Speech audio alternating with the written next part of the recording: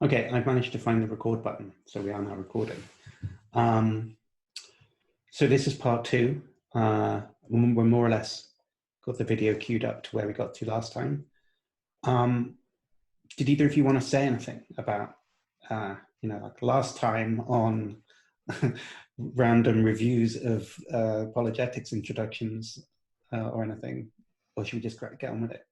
I don't have anything planned. One thing that came to mind is just to mention that the debate obviously is between Callum Miller and Greg Caven.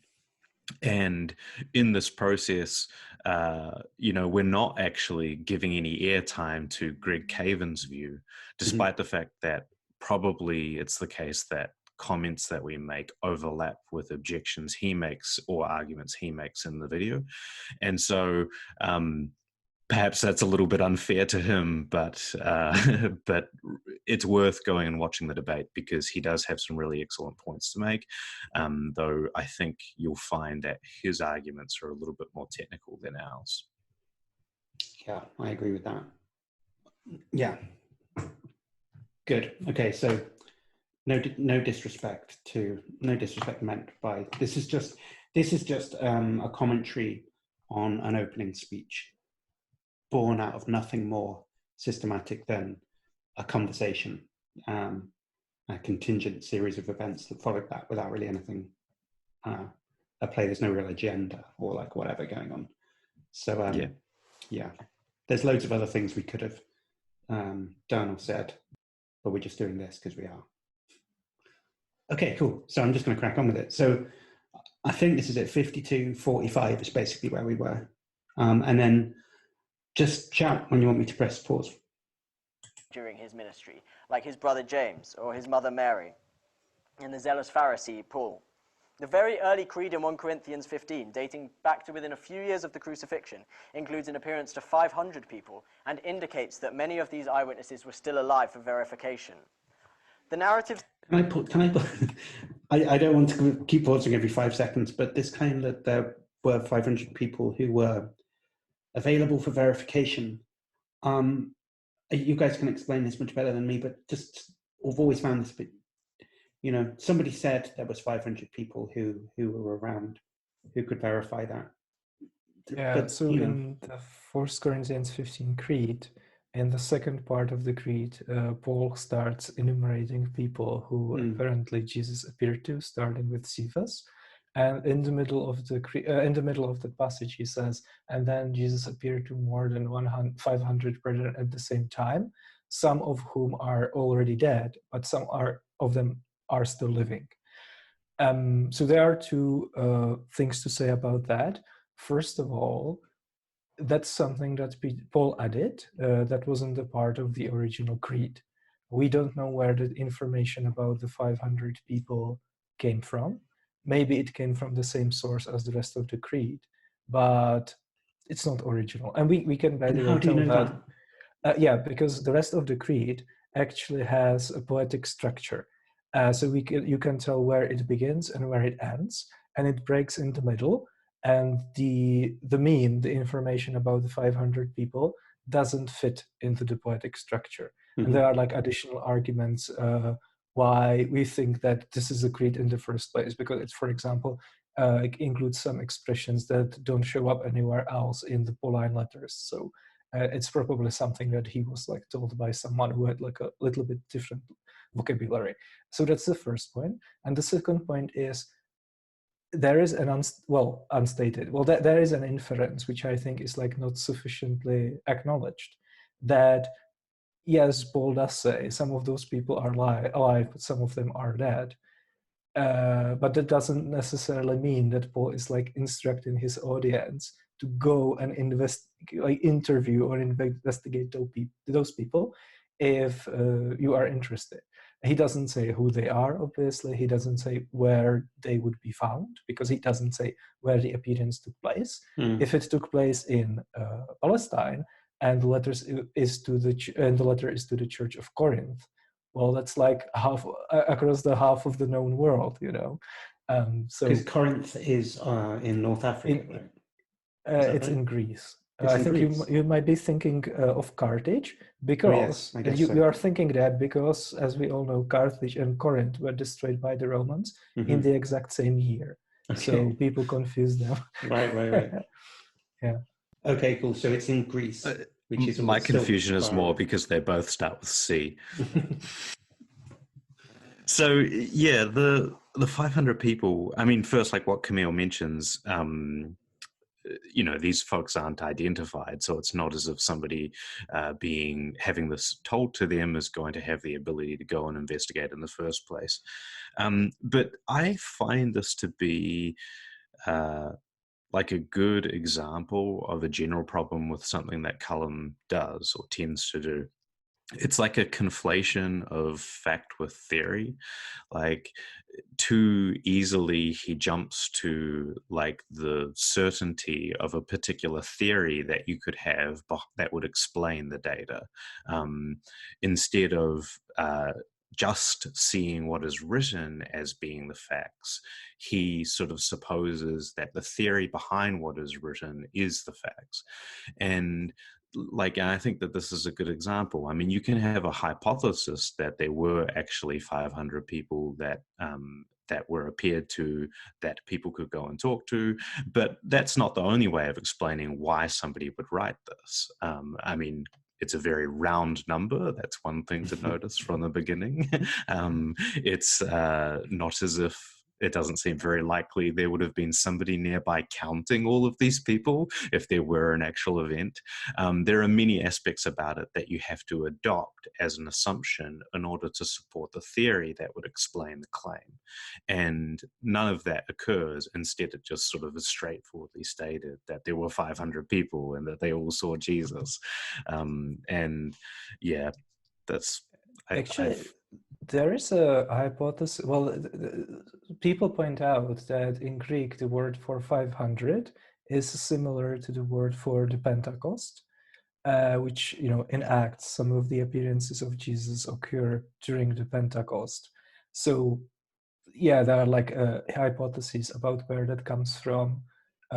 Also, interestingly enough, some people think that actually the entire creed could be interpolated into the letter later, because after this letter was written, there were early Christian authors who basically were engaging in polemics, and they did not cite the creed as an example when they were arguing about something where citing the creed would be like the obvious thing to do, which kind of motivates the reasoning that maybe at that point in time, the creed has not yet been inserted into the letter as an interpolation. Like, I don't think this is more probable than not. I think the creed is probably authentic, but this is just another hypothesis. And of course, bear in mind that in the last video that we did, I offered an explanation for that experience. I actually granted, for the sake of argument, that if you could travel back in time, you would be able to find people who would say, yes, I think I saw Jesus, together with another 499 people. But you can explain it with like a different hypothesis. Yeah. So, yeah, something to consider is like, imagine it's the case that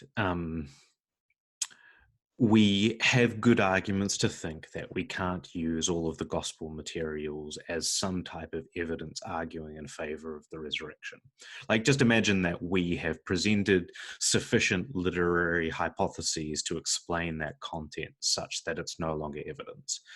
And we find ourselves in a position where this 1 Corinthians 15 creed is like the bulk piece of data that's being used to argue in favor of the resurrection. Now let's consider a comparison of priors. On the one hand, you have this miraculous resurrection hypothesis with, hopefully we'll get to soon, all of its intrinsically low probability. And on the other hand, you have the possibility, and in its intrinsic prior, that the whole thing is an interpolation. And then you're asking the question, like, what is more likely? That it just happens to be the case that a source we have is corrupted, or that somebody, rose from the dead in violation of the laws of physics. And like, this is sort of like, I guess, a little bit indicative of how weak I think that resurrection apologetics is. Like, you could have a, not particularly well motivated reason for thinking that something is just a lie or that something is an interpolation, and still think that the probability of that occurrence is higher than the probability that somebody really resurrected, despite, and obviously it would explain the data in that case. Yeah. And so the structure of the creed itself, I think I've always thought is kind of weird, because it's not like you expect it would just start small and get big, right? But actually it starts small, gets big, gets small again, gets big, gets really big, and then goes back to just Anna and Paul at the end, like, oh yeah, and me, also me, ends with like, so it's got a weird shape to it, I would have thought it would be like, and then first one guy, then 12, then like 500, then 1 million, then loads and loads. Like that would be the way you'd expect the creed to go. It'd be easy to remember that. But the structure it has is actually difficult to remember, because it's like up and down and stuff. So for me, it seems like not evidence of it being mnemonic in that. You have to look at it in Greek. And I mean, if you just take a look at the reconstruction of what we think, or what scholars think is the authentic creed, so without the addition by Paul. So the first half is just kind of summarizing what is the gospel, right? So according to the scriptures, Jesus died, he was buried, and he died for our sins, he was buried, and on the third day he was raised according to the scriptures. And then in the second part of the creed, it starts naming like the list, the people that he appeared to. And basically the poetic structure is that you have two pairs, and each pair there is a person and a group. So it's Cephas, the 12, James, and all of the apostles. And what's inserted between those two is the comment by Paul about the 500 people. My hypothesis, which I haven't seen it anywhere in secondary literature, and there is no evidence for it, but just like my headcanon, is that the creed is actually communicating not the chronological order in which some appearances of Jesus happened.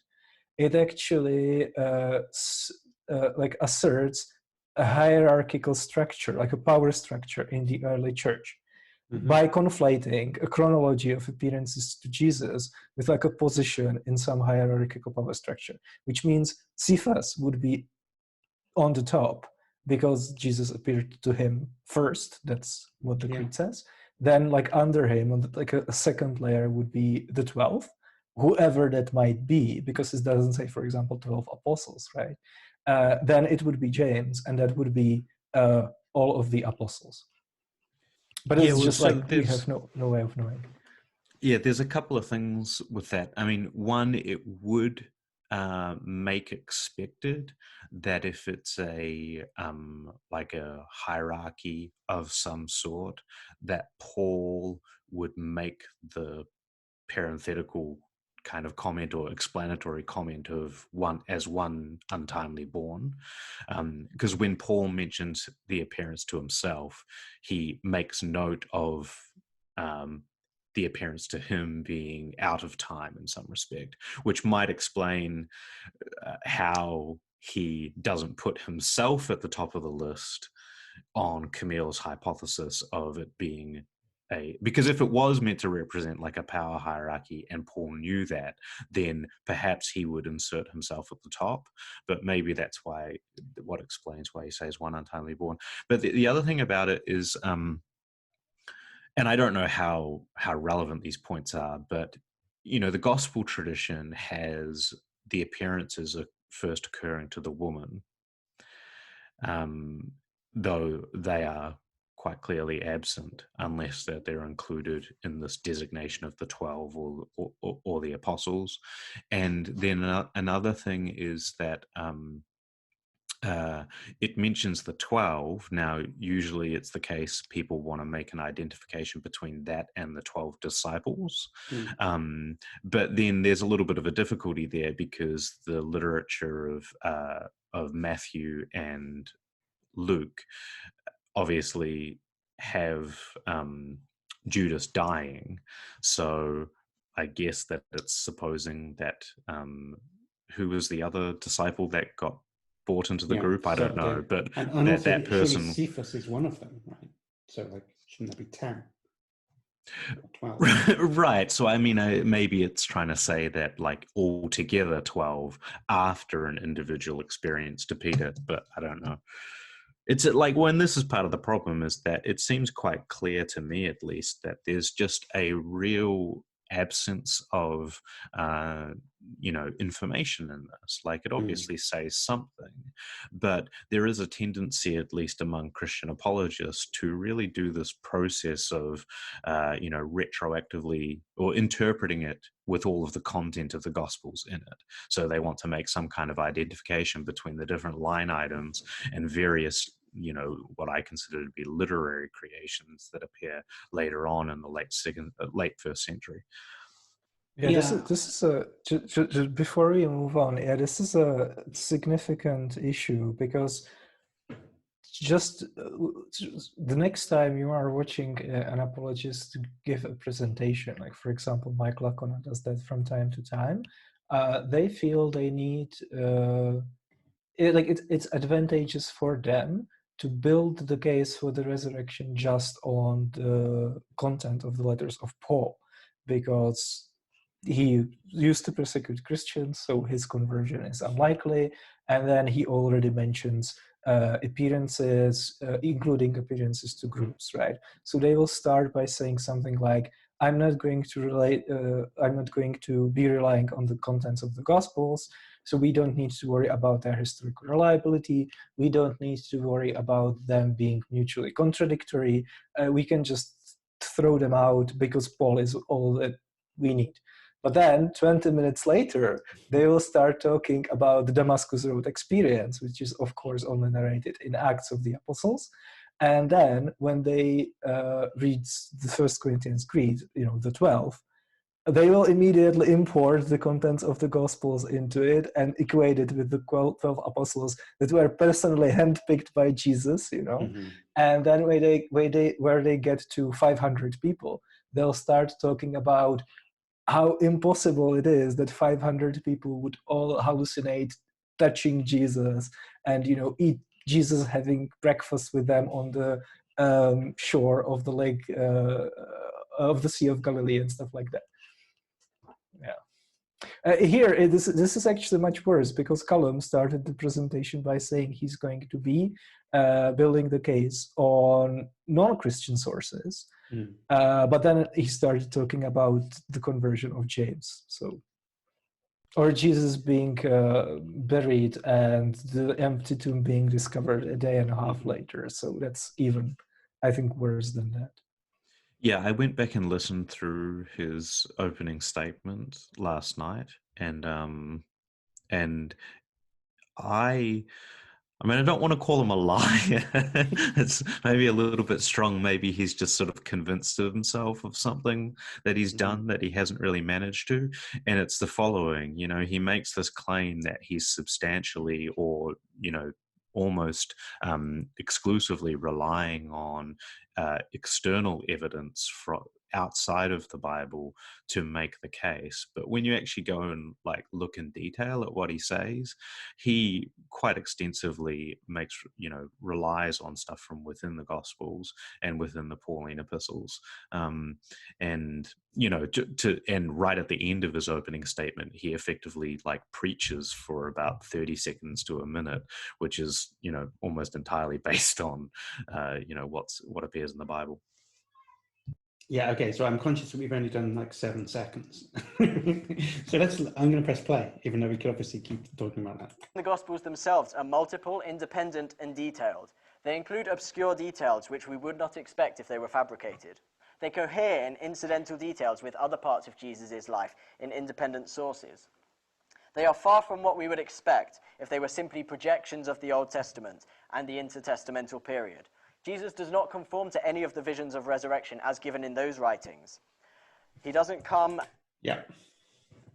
I don't know if we want to spend time on this, but I think that that's a really important claim within the context of it, because if you sort of think back to the things that Camille and I have been saying, our hypothesis substantially, at least for explanation of the Gospels and for explanation of certain parts of like Paul's theology, Hebrews, and other parts of the Pauline epistles, it's that the authors and the people who have come to believe in Jesus are substantially relying on their belief in the Old Testament and their belief that the Old Testament says something about Jesus that gives them an ability to, draw details out of it.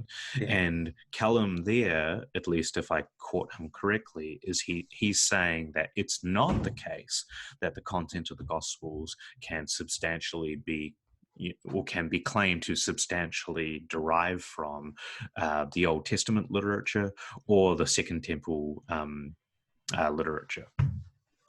So he has in mind something like, presumably, if that's what they were doing, it would be Jesus would be like conquering the Romans like some military hero guy, and that's the only way you could read the Old Testament and come to. I guess so, but then he has a dilemma, right? Because that was like one of the maybe the dominant messianic image, right? But you have to ask yourself, okay, where did all those Jews who believed that about the Messiah got that from?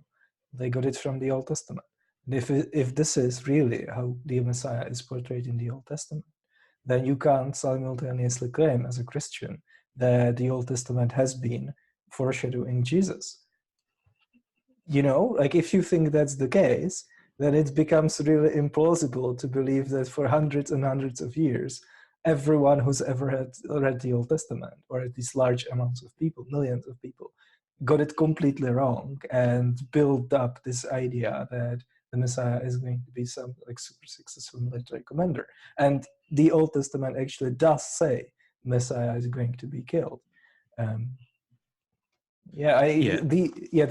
kind of inferences, or let's say theological specific steps of theological speculations that you have to make in order to get the basic framework of New Testament theology from the Old Testament are like two steps. One of them, even very conservative evangelical scholars agree, is already attested in pre-Christian Second Temple literature. That's the identification of the dying Messiah and the Son of Man in the book of Daniel. And the second step is identifying that composite figure with the suffering servant in Isaiah. And then you have a Messiah who dies, who's raised, lifted up, and highly exalted in heaven, and that atones for the sins of humanity, which is what which is the story of Jesus in the New Testament, right? So, yeah, and I just want to note that how little he spent. And maybe he can't really be criticized for this because, he's not engaging with Camille and I, but he really gives short time to this claim that he makes that it's not the case content of the Gospels can be explained in virtue of these hypotheses that Camille and I are proposing.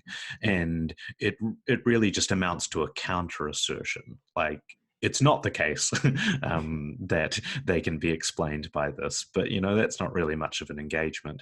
And I think that if you go and read contemporary New Testament literature, you will find on a regular basis that authors do actually give hypotheses that Matthew and Mark, or the authors of Matthew and Mark, and Luke and John are on a regular basis drawing details out of the Old Testament. Sometimes it occurs just by, minimal style pulling out of details, like putting Jesus's lips that come from the Psalms. But sometimes, it is more extensive, like the identification between Isaiah 53 and the burial narratives.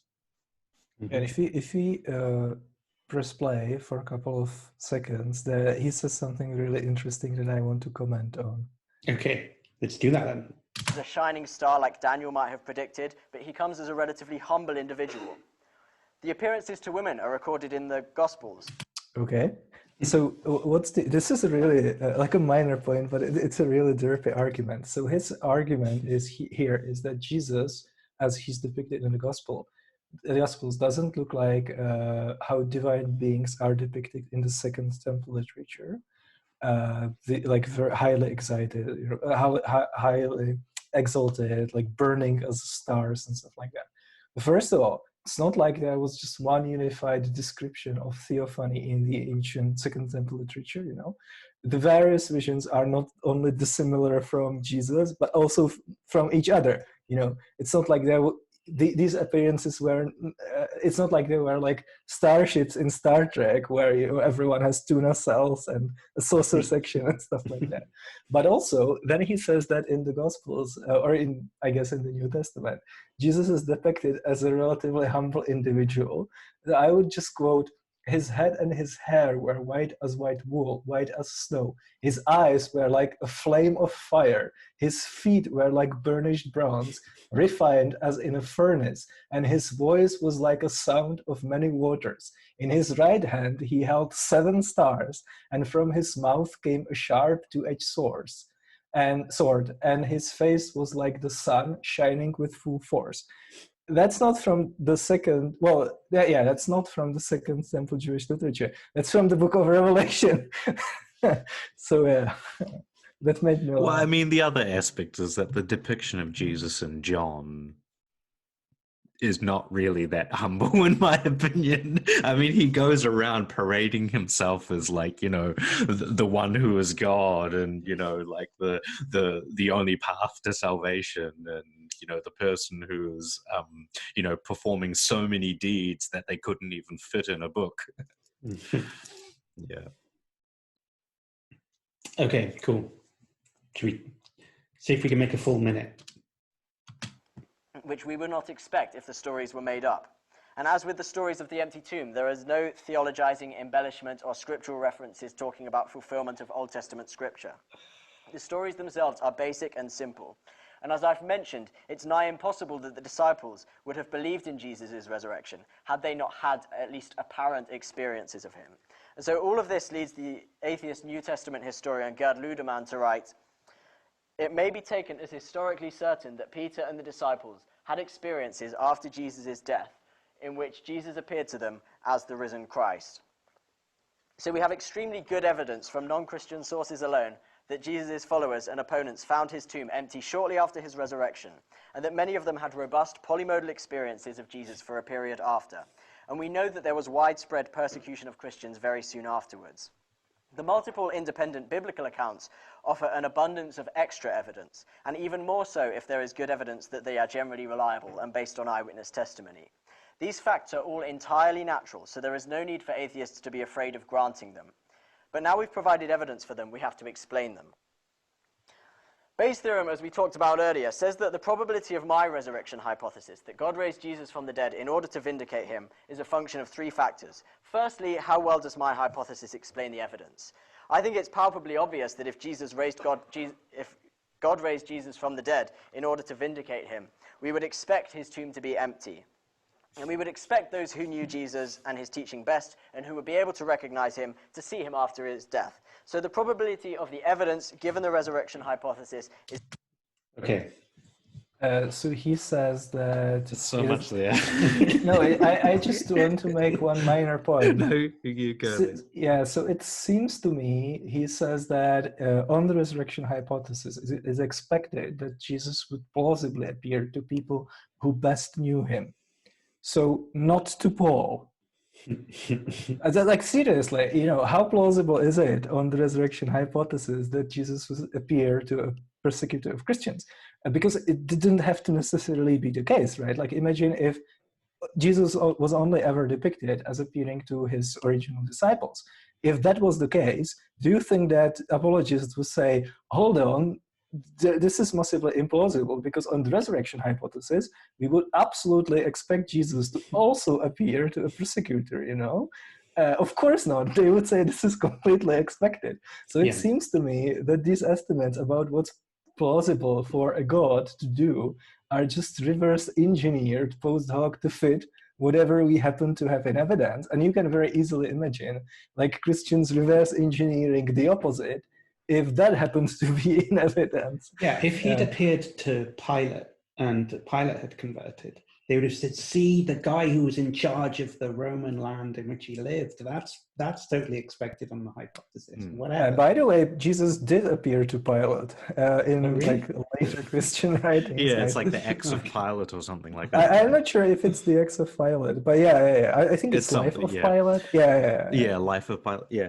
So yeah, I mean, I think that this raises a broad problem about the resurrection hypothesis being explanatory. And it reminds me a little bit of a critique that this debater, Greg Caven, actually brought to Mike Licona in his debate with Licona, where he makes the observation in Licona's book, Licona actually includes within the resurrection hypothesis the content of the appearances in order to, make them explanatory. But that introduces problems, because then you can no longer include them as data. But the general problem about it not being clear how it's explanatory, I think this partly derives from the adoption of a story. And it's kind of like how, like, you're reading like a fictional book, and like you can sort of see by adoption of like the plausibility structure of the book, or adoption of like the sort of world building of the book, you can see how like the things all fit together. But like Camille says, within the context of the Christian tradition, this is all post hoc. None of this is derived as like an entailment, either logical or probabilistic, from any conception of theism, unless it's the case that you include within the conception of theism a huge variety of posited intentions of a god, etc. But back to some earlier things, like I did find it objectionable when he makes the claim that there is, I don't remember his precise wording, but effectively like really good evidence of early persecution of Christians. I think that he's substantially relying on the accounts in Acts for that. Even in Acts, it's not clear to me that the Christians who are facing any type of trial by authorities are facing this because of their belief in Jesus's resurrection, as opposed to, their disruption in Jewish temples and things like this. And then he also sort of makes this case that because of the fact that the facts being posited here, or, the claims being posited here are entirely natural, that is, they don't include with them some type of violation of nature or whatever, that it should be no problem for biblical scholars, or no problem for the atheist, or no problem for the naturalist to accept them, as if that's the way that it works. Like it's not. We don't accept things and just grant them merely because like they're not something that is a miracle. Like, that's not how history works. We still have to argue for them on the basis of evidence. So like, there's no Colonel Mustard in the library with the candlestick. It doesn't violate any metaphysical principles. Exactly. There's nothing for a naturalist to be scared of. So let's just grant that that's definitely what happened. Right? Like, okay, cool. I think you touched on the theme for the rest of this, which is going to be the construction of stuff to say about the prior probability and what the theistic hypothesis is supposed to be. So just to highlight that, to foreshadow, if you like, what's probably going to be what we talk about for the rest of the video. I feel like I'm probably going to press pause in about 3 seconds, but let's see how long we go. Very high. It doesn't need to be particularly high for the argument to work, but I'll just say it's 0.1 as a kind of moderate amount. And that's that top factor in the middle there. So the second factor is how well alternative theories explain the evidence. If my hypothesis is false, how likely is it that we would have the evidence we do? Now, we reach this probability by multiplying many improbabilities together. I'm going to try and keep it simple here. So say we begin with the probability of Jesus' tomb being found empty. There is no reason to expect this in the first place, and rival theories which might possibly explain it are all very much disconfirmed by the evidence we have. So just to be clear about it, the probability stacking game that's about to be played starts off there with him saying, well, you know, the probability of a tomb being found empty on the hypothesis, given the falsity of his hypothesis, right? If there wasn't a God there who wanted to raise Jesus from the dead, right, then it would be very unlikely that people would have found an empty tomb that Jesus had been put into recently, right? That's what he's saying. But that just already feels like it's such a big jump away from where I was. You know, I found it very difficult to accept what he was saying before about the burial stuff, partly because it just seemed to rely on information about Jewish burial practices, and completely missed the idea that it probably would have been the Romans, or at least for all I know, it could have been the Romans that had done that. So the fact that there is an empty tomb in the first place is, well, as you said already, it's just commentary coming from the Gospels. So I'm already problematic at that point. Just to give him benefit of the doubt, I would probably interpret his estimate as the estimate of us having an account of the empty tomb if Jesus wasn't raised. So Jesus not being raised would already cover the empty tomb not existing in the first place. Otherwise, he has this like weird two-step unnecessary process where he needs to first argue for the historicity of the empty tomb based on the evidence that we do have, and then take the empty tomb, which is something that we don't have, and use it as an evidence for the probability estimate of that empty tomb being found empty. So you're saying that the evidence in question is just the accounts of that being an empty tomb? Yeah, accounts and the background knowledge. Cam, you don't think I should be this charitable? Well, it's... I mean, I'm inclined to be charitable, but it's just not my reading. And I think that this goes back to... So I take it to be the case that Callum thinks that at this point in the discussion, he has established it to be the case that some theory, let's call it E.T., empty tomb, that some theory E.T. is established to be true, such that you can use E.T. as evidence E, or some sort of, you know, item in the set of evidence E, to be accounted for by R or not R. So at this point, I don't think in E he's talking about the data, which I consider to be just like the accounts of the empty tomb that you find in the Gospels. I think he's supposing it to be what he has established to be the case, which is that Jesus's tomb was found empty. Now, this goes back to, I think that his analysis would follow if I really did think that he was right. But in many respects, the way that he talks about this, I find it to be another instance of a conflation with data and theory, or theory with fact. And he's too inclined here, I think, to, take his case to have been established. Yeah, I mean, I think it's generally the wrong way to reason. I think that what he should be doing is making a conjunction of the empty tomb being found empty, the tomb being found empty, and the resurrection hypothesis, and then have that as being the total theory being defended on which everything is made more probable. Or like another way to cash it out is like that Jesus would be buried in a tomb would be part of the theory, and that, yeah, anyway.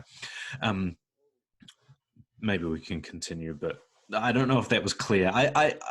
I want to go with you, Camille, in saying that he's not doing the thing I accuse him of, but I think that he is, and I think if you ask him, he's probably going to agree with me. Yeah, I think so, but he says earlier on stuff about like how, well, we've now basically established it as being certain that Jesus was buried in a tomb, based on like a handbook of Jewish burial practices that he's found, or whatever it is he's getting his information from. So I am sympathetic to the thought that he just thinks it's no jump at all to go from the accounts of the resurrection plus his idea of what all Jews would definitely do or think in that time equals certainty that must have definitely happened. So you could just reason about what definitely happened instead of looking just at the accounts being the data. I don't know. I'm sympathetic. Yeah. Another quick thing to note here is just what he takes R to be, at least on this slide. He takes it to be God raised Jesus from the dead in order to vindicate him.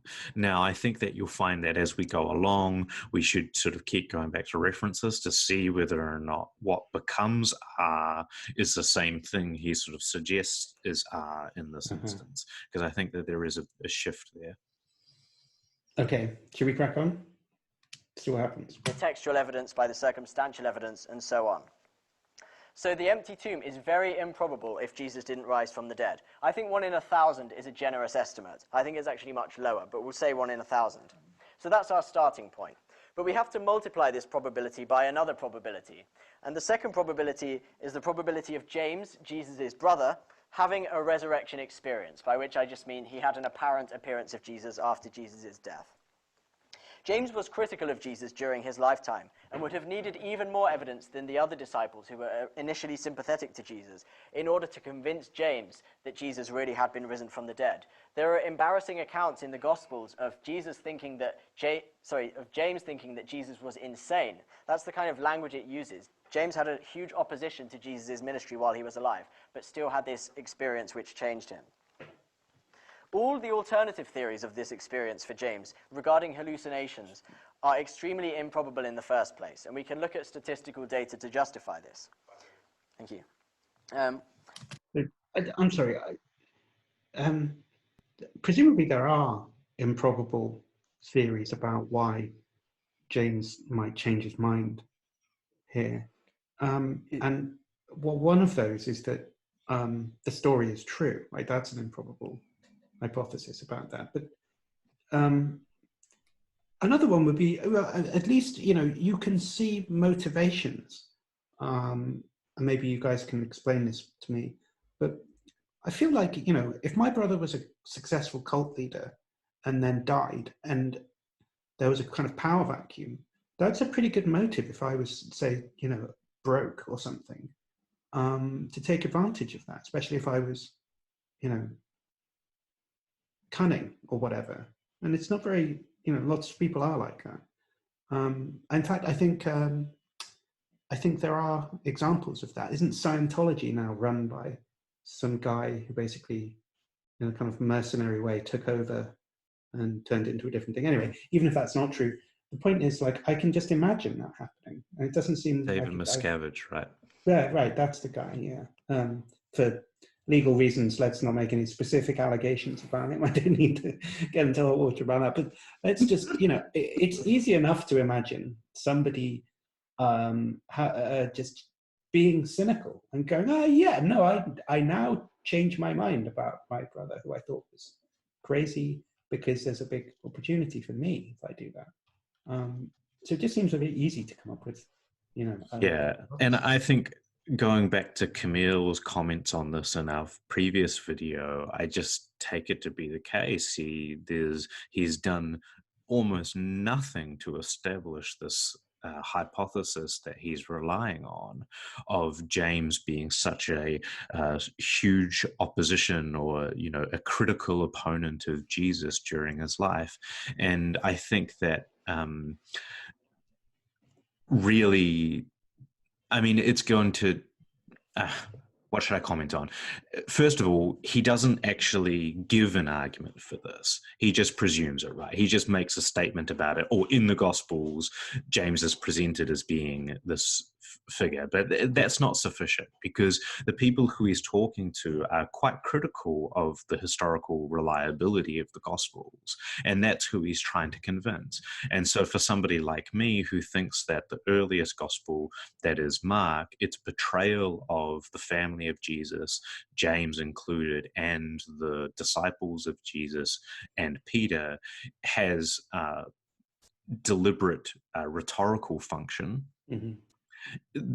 His minimal comments on it here are not going to be in any way convincing. And it's also worth mentioning that Mark, our earliest gospel, from which I think any other commentary about James derives, or depiction of James derives in our later gospels, it's very minimal in what it says. It really just talks about Jesus going to his hometown and James being there, but them considering him as being like crazy or whatever. It's like, Jesus is rejected in his hometown, and that's the sum total of the narrative about James. Yeah, I just wanted to say, this is what we were talking about last time, that the historicity of this whole narrative is up in the air. Also, he's just asserting that James converted because Jesus appeared to him. James is one of the people who is mentioned in the Creed, but we don't actually know which James, because there were multiple people like that. And then we, of course, don't know, hypothetically speaking, if he converted because of an appearance, or maybe he already was a Christian. And actually, interestingly enough, in the Gospel of the Hebrews, which is one of the apocryphal Gospels, it's the only piece of early Christian literature that actually does narrate an appearance of Jesus to James. But it also mentions that James, a brother of Jesus, was present during the Last Supper. So by that account, he was already a Christian before the appearance, right? And you can dismiss that as like an apocryphal, so not reliable. And if you do, you better not use then apocryphal literature, for example, as a source of information about where various apostles were executed, how, by whom, and stuff like that, you know? So yeah, and he's just now, like when we hit play, he's going to assign it a probability of 1 in 1,000.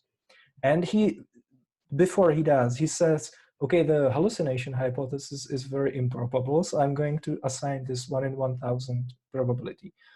Okay, well, let's talk about it, because I'm not a psychologist, but as far as I know, if we just take one possible explanation, granting everything else, and we propose that, yeah, he was really hostile initially, and yeah, he really converted because of an experience, and we just explain it as a post-grievement hallucination.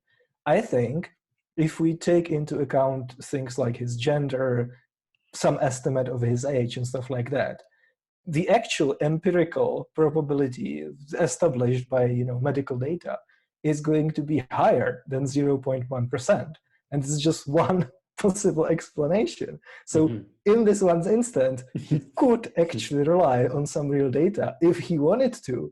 But this is just like 1 in 1,000, just like everything else, Yeah, and it's a disjunction of all of the possible hypotheses, right? Like that one plus my hypothesis of the kind of cynical secondhand car dealer guy who just comes in and takes advantage, plus, I don't know, sympathetic kind of seeker guy who genuinely thinks he's had an experience, a dream or something, and exaggerates it and gets carried away. You plus those, you add those those probabilities together, because they're all in the negation of Miller's hypothesis, right? So it's either what he says or any of these other things. You plus them, but then you minus the part of the probability space where they're both the case.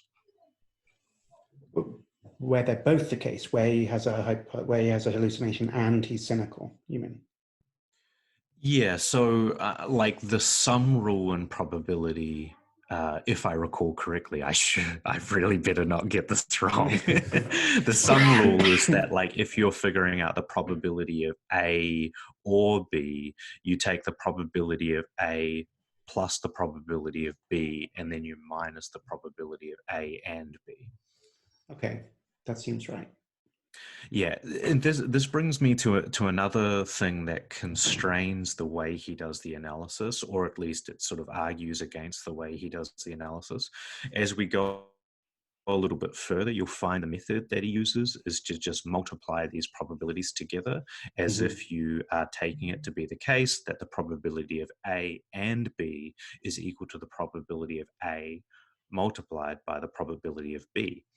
But that's actually not a valid method in the scenario because, I mean, first observation, the product rule for probabilities is the probability of A and B, that is, you know, both of these events occurring, is the probability of A multiplied by the probability of B, assuming that A occurred, or vice versa, the probability of B multiplied by the probability of A, assuming that B has occurred.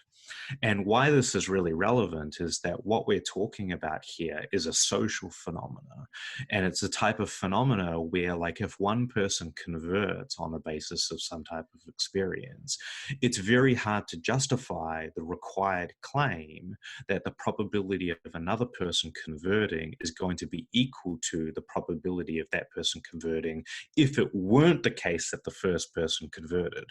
Now, in social phenomena, this is just not warranted, in my opinion, or at least you have to do a lot to argue for this. And so this undermines his analysis. He assumes that these events are independent, when I think that there's a really strong case to be made from our background knowledge in social phenomena that they wouldn't be. And there's but I'll make another comment as we get further into it. Yeah, well, I think that independence comment is really important, that these are they're not flips of a coin where they don't affect one another. I mean, there's no reason to think they're like that. I mean, because on another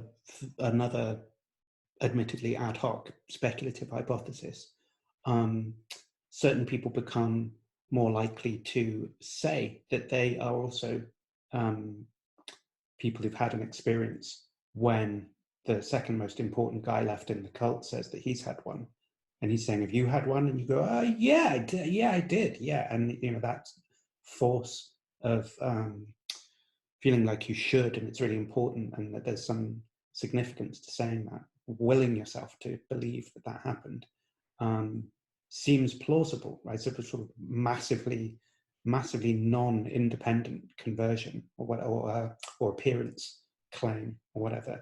You could see it being completely dependent on the previous.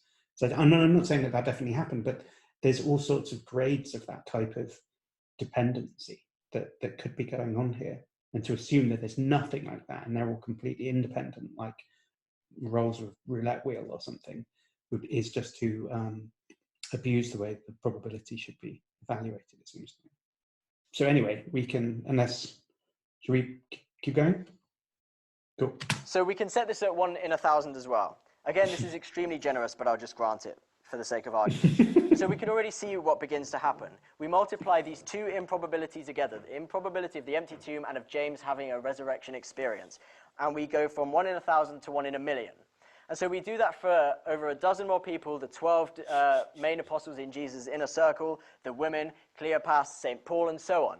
We multiply them again and again, and we get an absolutely enormous number. I don't want to give any precise estimate here, but this is... So this reminds me, it'll come up that this is like, what he's doing here is the same method that the McGrews use in their article in the Blackwell Companion to Natural Theology. It's effectively their defense of a Bayes factor that's really high on the resurrection. And like I remember like this multiplying of people. I remember making the comment that it's kind of like reading the Odyssey and then reading the story about Odysseus and his 12 companions going into the cave of Polyphemus, and then sort of going, oh, there were 12 of them, so they were all witnesses to Polyphemus, and then we just multiply them together to get this giant Bayes factor. And honestly, while I feel that's a little bit offensive, that's kind of like what they're doing, because it's not the case that we have the testimony of these individuals. We merely have a claim that there were these 12 individuals. So this multiplying of them together is just so like methodologically unsound. I think he actually doesn't go far enough. He should multiply it at least 500 times, because there were more than 500 people. Yeah, I mean, come on, right? Be consistent. Yeah. And I mean, you should be able to speculate on those other people that witnessed miracles throughout the Gospels, more than 500, presumably.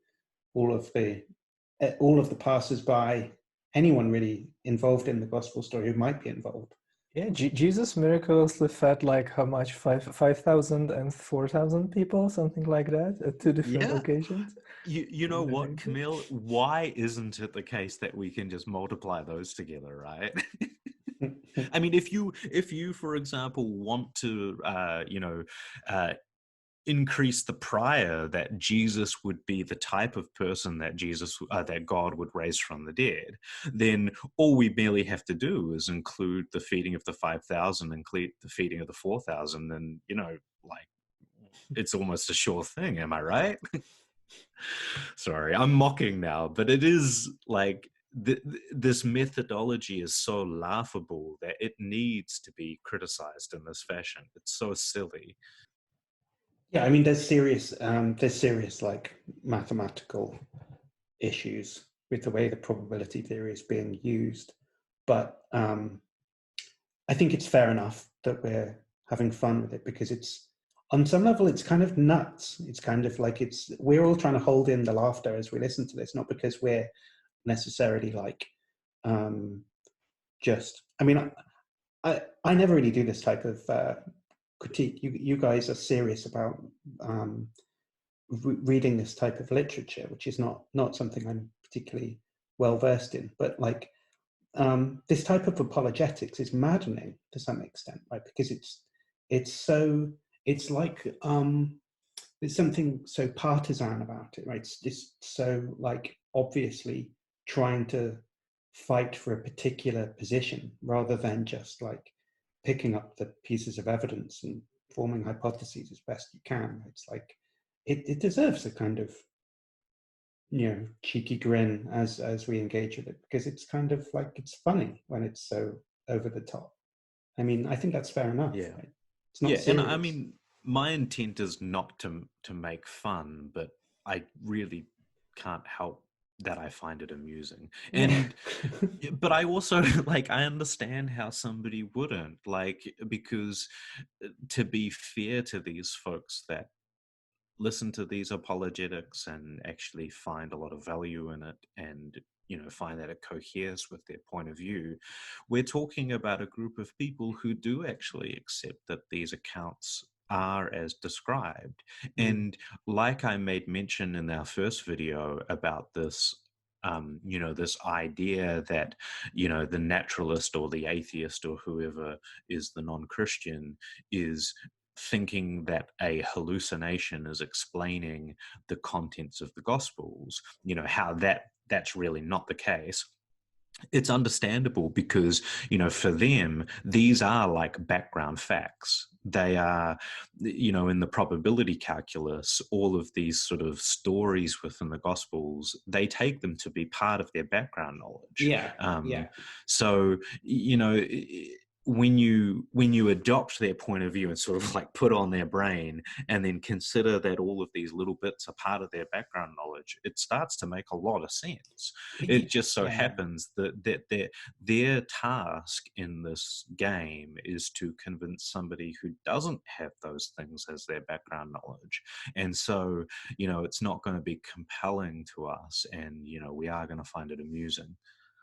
So just one parenthetical comment, right, which is that you sometimes see people discussing things where it's like sloppy debate topics, where it's like, is Christianity rational? Is theism rational? Or something like this. Or where people talk about, like, is it rational to believe that Jesus rose from the dead or something, right? And there's something problematic about that way of phrasing things, because I mean, aside from it being very hard to spell out in precise detail what rationality means exactly, right? But on one way of looking at it, it's about assigning beliefs in proportion to your evidence in a kind of Bayesian way.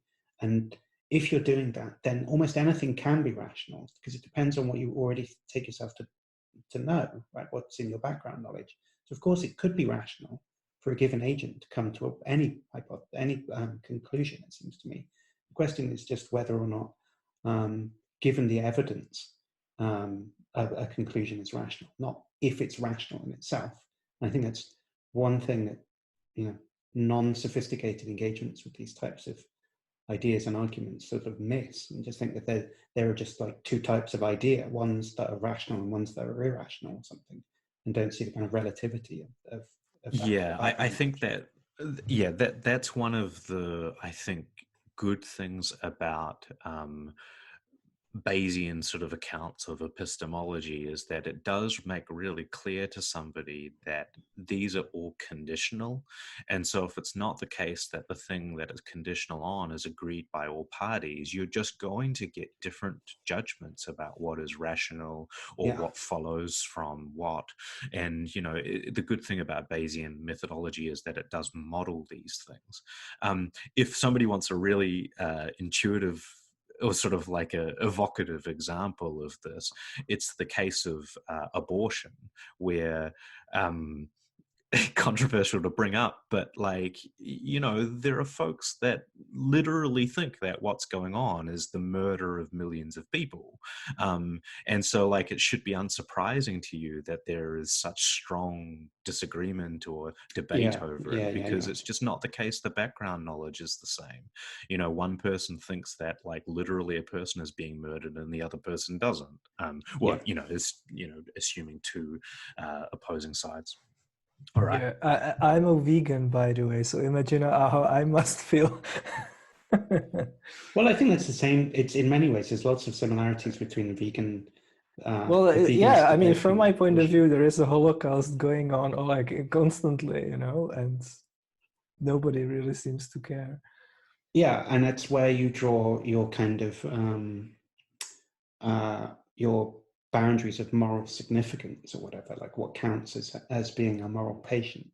And vegans will include animals inside that morally significant boundary, and people who are sensitive to abortion include early stage fetuses. And there are philosophical arguments about the appropriateness of where that line should go. That makes perfect sense, but you can't just say, oh, it's irrational to be a vegan, or it's irrational to be pro-life? No. Yeah, pro-life as opposed to pro-choice, right? Yeah, neither of those is irrational. And I might even go so far as to say there are no irrational ideas at all, right? I could construct a rational agent that believes any proposition, I think. Because I kind of sympathetic to the idea that you could be a rational dialetheist even. Yeah, I mean, I take it to be the case that there are jumps within credences that are justified or not justified by the probability calculus. Like, what I mean by that is you can make an arithmetic error So you can hold it to be the case that some data D is twice as likely on hypothesis H than on not H, but then just make the jump that, you know, like the posterior probability is something different than what Bayes' rule tells you. And that I consider to be irrational. But what you can do is you can construct any consequent probabilities, and you can construct any background knowledge that will get you to any particular position on the basis of some data D. And you know, and like, you know, we can discuss whether or not those assignments are appropriate, but yeah, which we'll be doing later in this discussion. So I take it that you mean irrationality there is constitutive of changing your degree of belief disproportionately to a change in the evidence that you've got. So I have some evidence that should make me, you know, 50% more credulous towards the hypothesis, but for some reason I become 200% more credulous towards it or something, and that's what you mean by being irrational. Yeah. To be sorry, Camille, you go. No, I agree. If you know, everything else being equal, nothing else happens with your background knowledge, then yeah, that would be irrational.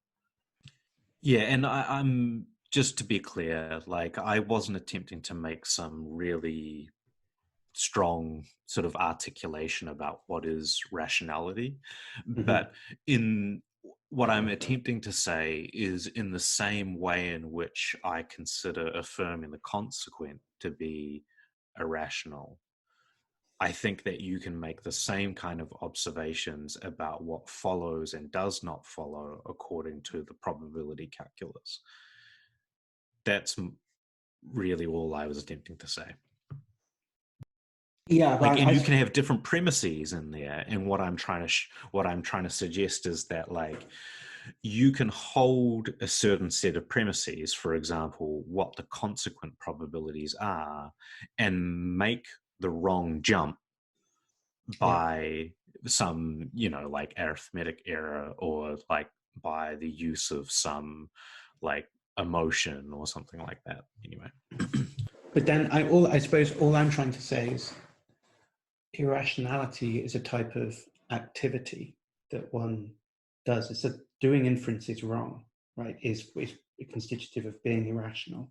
Whereas the other view I was trying to pick at is that there's something not dynamic about irrationality, but static about irrationality, where it's simply the holding of a belief is irrational.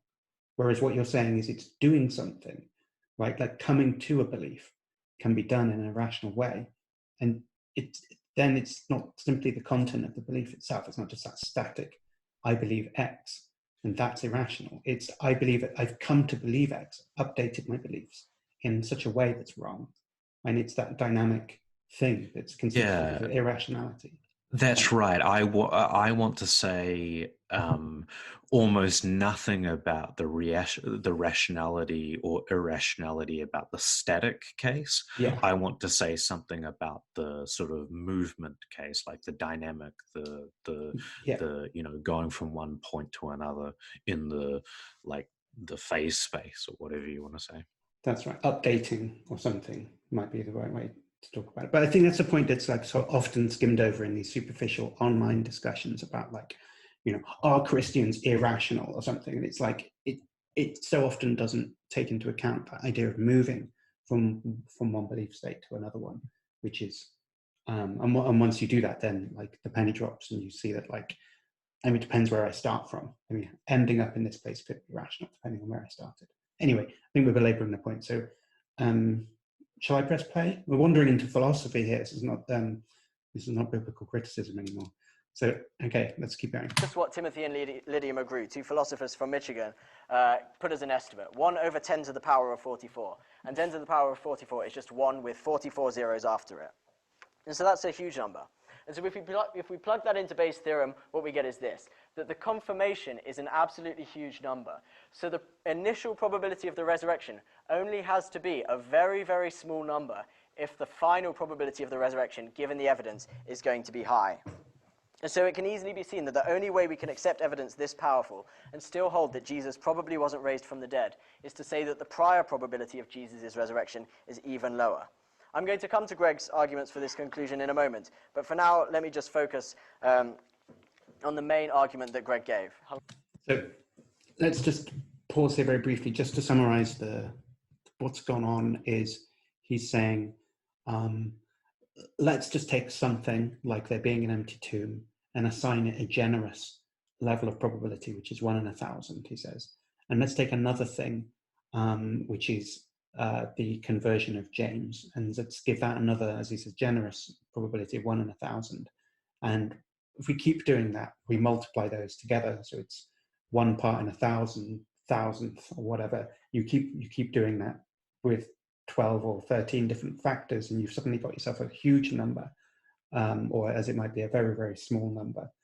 And then he's saying, look, that means that the evidence has sort of accumulated to be so high that the only way you could overcome that to still say that you think that this hypothesis is false is if your expectation, your prior probability is equally or more, or would overcome that, right? So it would have to be that you think that it's just so fucking unlikely, even given all of this really powerful evidence, it's still just not good enough. And I think there's something about that which is trying to say, you'd have to be one of those people who just thinks that it couldn't happen because like miracles are impossible or something. You have to be so closed-minded to not accept it when it's like a 10 to the power 43 number or something, right? It's like stacking the deck in an incredibly dramatic way, right? Does that, I mean, I don't know, I'm trying to summarize. He's saying like you would need to have a prior that's lower than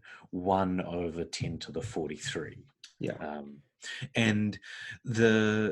But it's worth pointing out that what he's doing here is when he's talking about the 1 in 1,000, he's talking about the probability of the data on the assumption of the resurrection hypothesis not being true. Mm-hmm. And what he's doing is he's putting that in ratio with the probability of the data, assuming that that the resurrection is true. And for that latter part, he's just assuming that to be 1, from what I can tell, in all cases. So what he's doing is that he has like a series of ratios that are all 1 over 1 over 1,000. So like 1 divided by 1 divided by 1,000. And so what happens is that the 1,000 switches to the top. So 1 over 1,000 is 1,000. And then, so effectively you just get 1,000 times 1,000 times 1,000 times 1,000, like for all of these, different individuals that he talks about.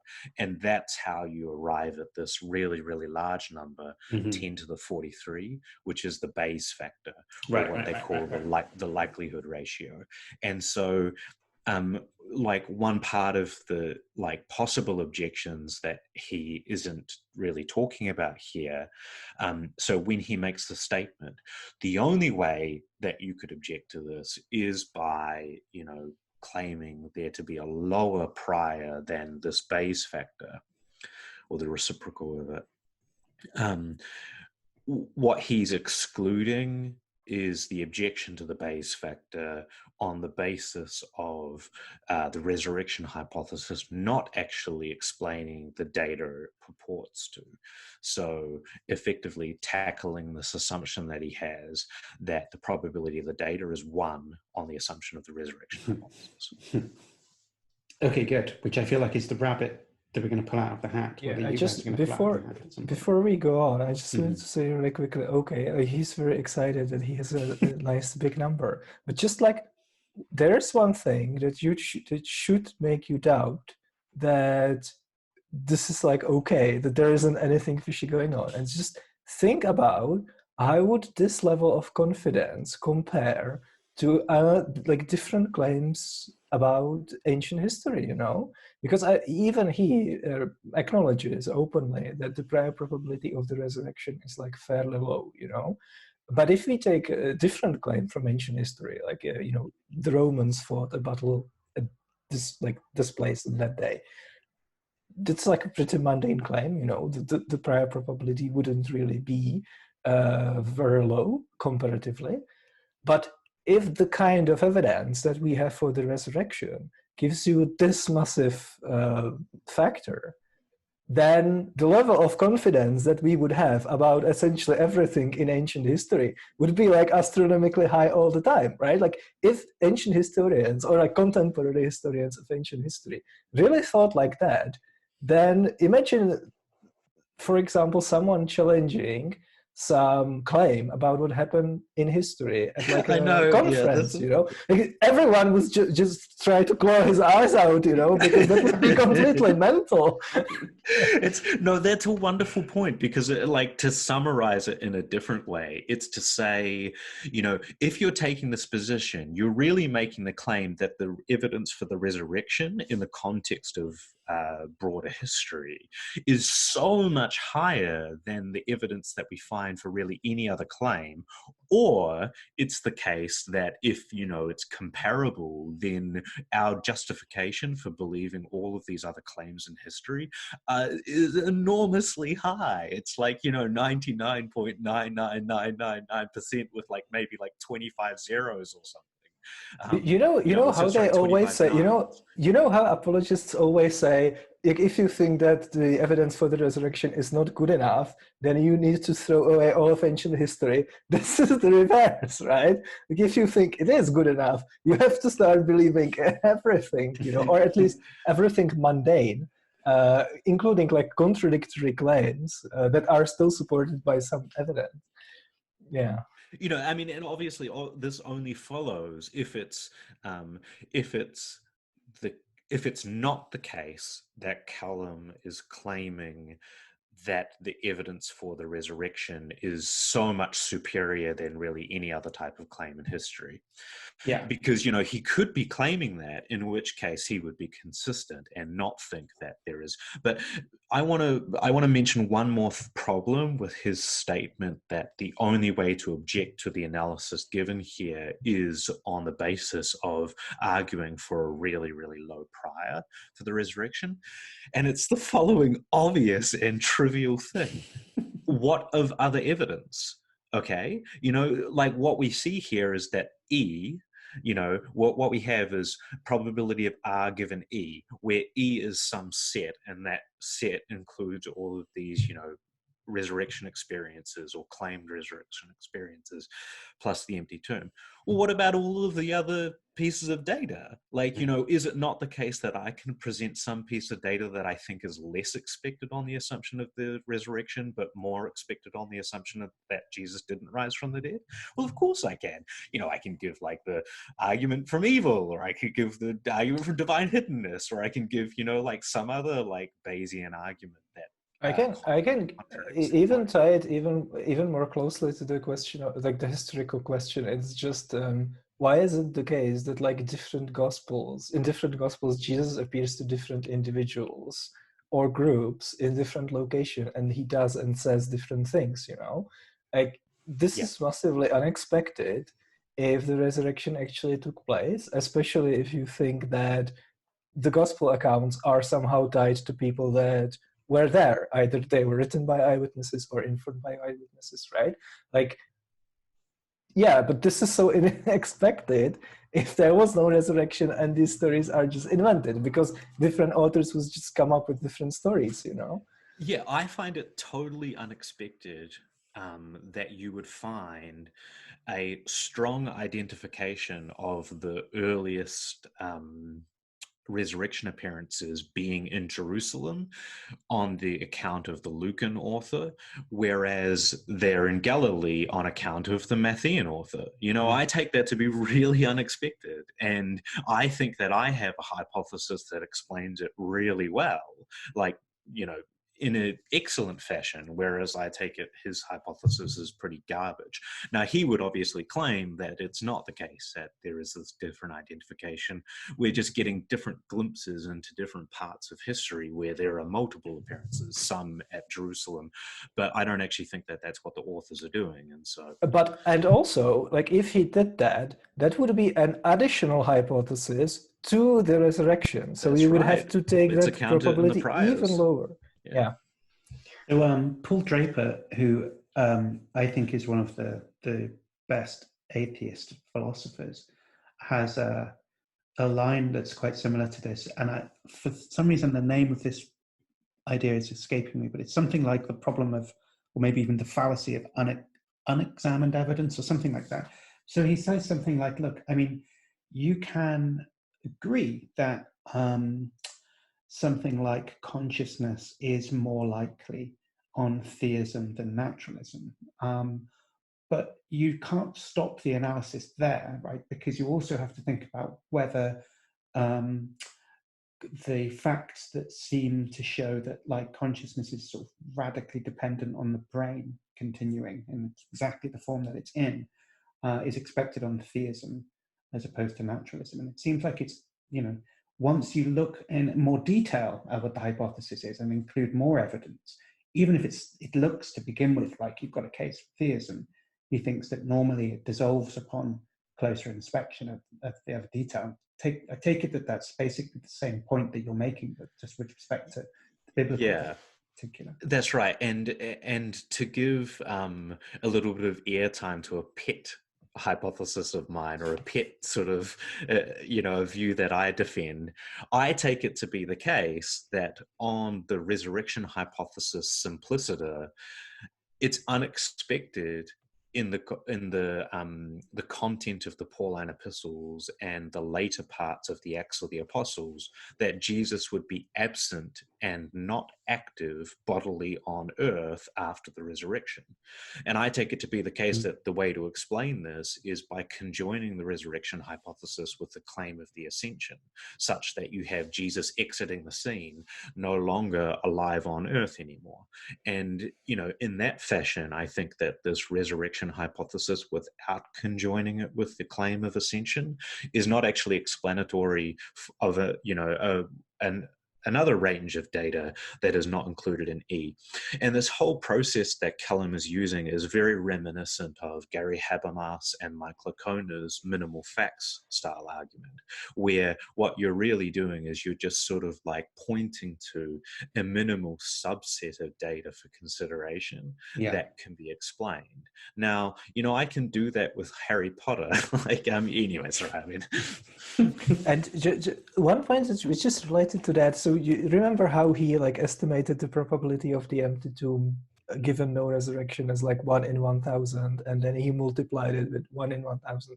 How would he like it if we did the same thing and said something like, okay, so the prior probability of the resurrection simpliciter is very, very low. It's he grants that it's very low.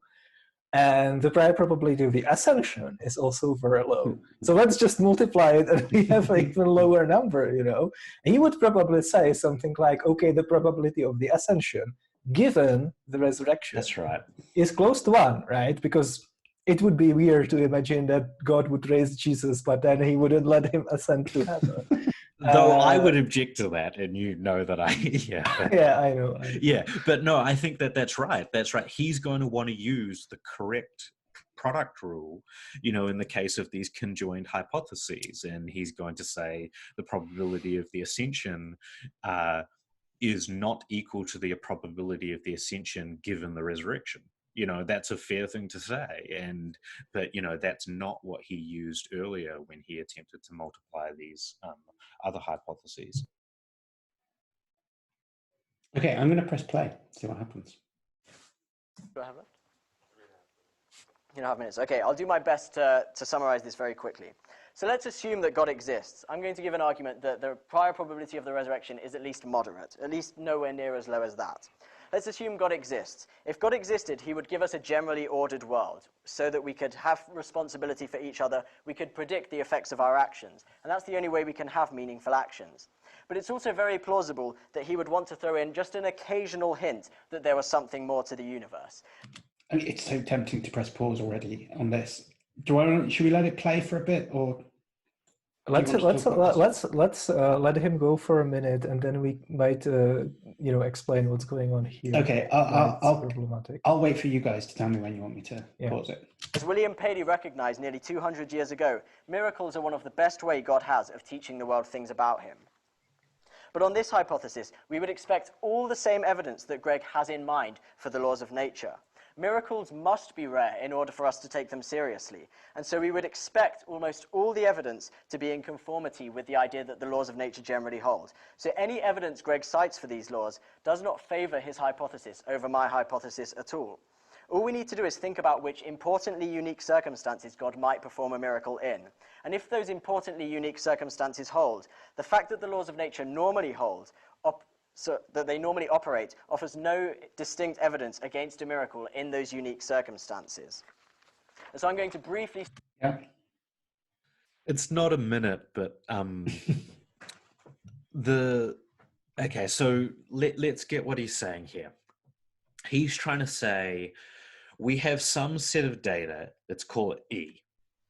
And it is the case, given that God only wants to give an occasional hint of his existence, that our expectation of E on the assumption that God exists is equal to the expectation of E on the assumption that, like, naturalism is true, or some physical theory, or God doesn't exist, or something like that.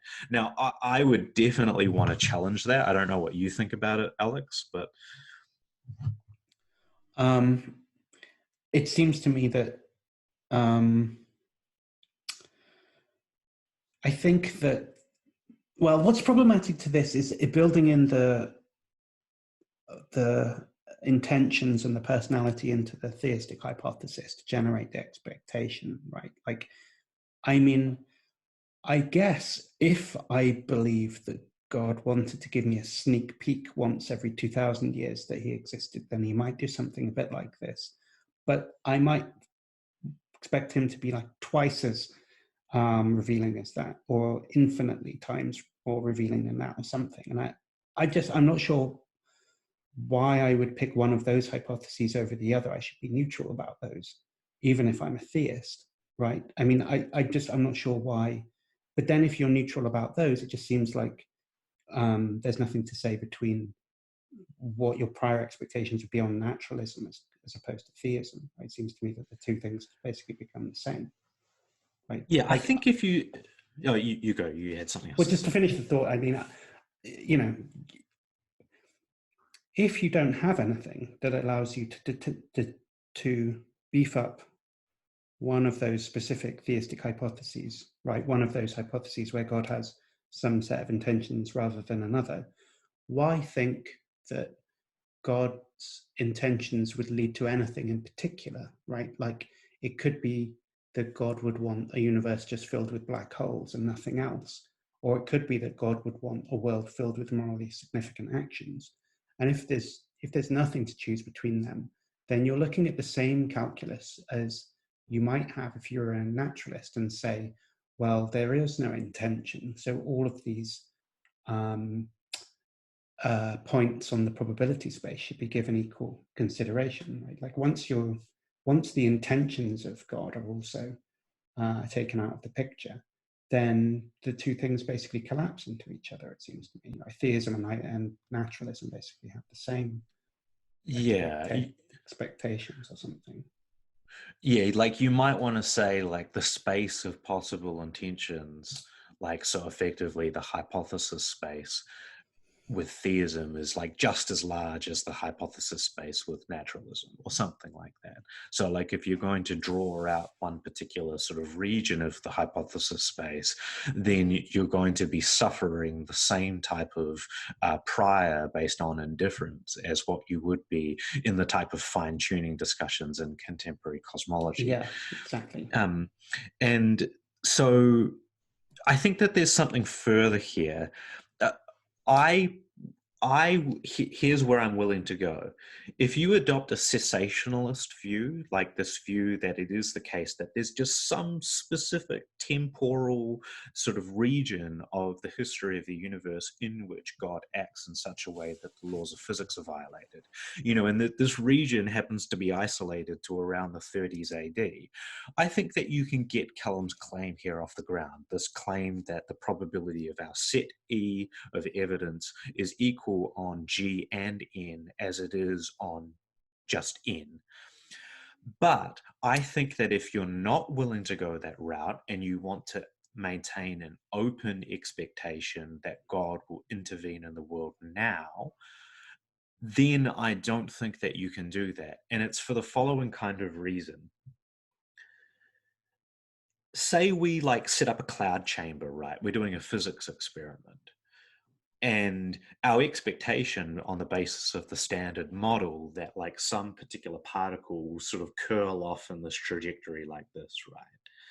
I take it to be the case that on the assumption of theism, there's a non-zero probability that we should assign to the trajectory of the particle spelling out the name Yahweh, or the trajectory of the particle like encoding in some quite clever fashion some proof of the existence of God, or something like this. Mm-hmm. And maybe it's not the case that their hypothesis expects this to some large degree, but I want to make the claim that it's a non-zero probability, whereas on the physical model, it is a zero probability. It's not the case that the standard model predicts that the particle will spell out the name Yahweh. And, you can, like, this is just an example. You can insert any example here on which the God hypothesis is compatible with some particular evidence, in which that evidence would be evidence for God over the standard model.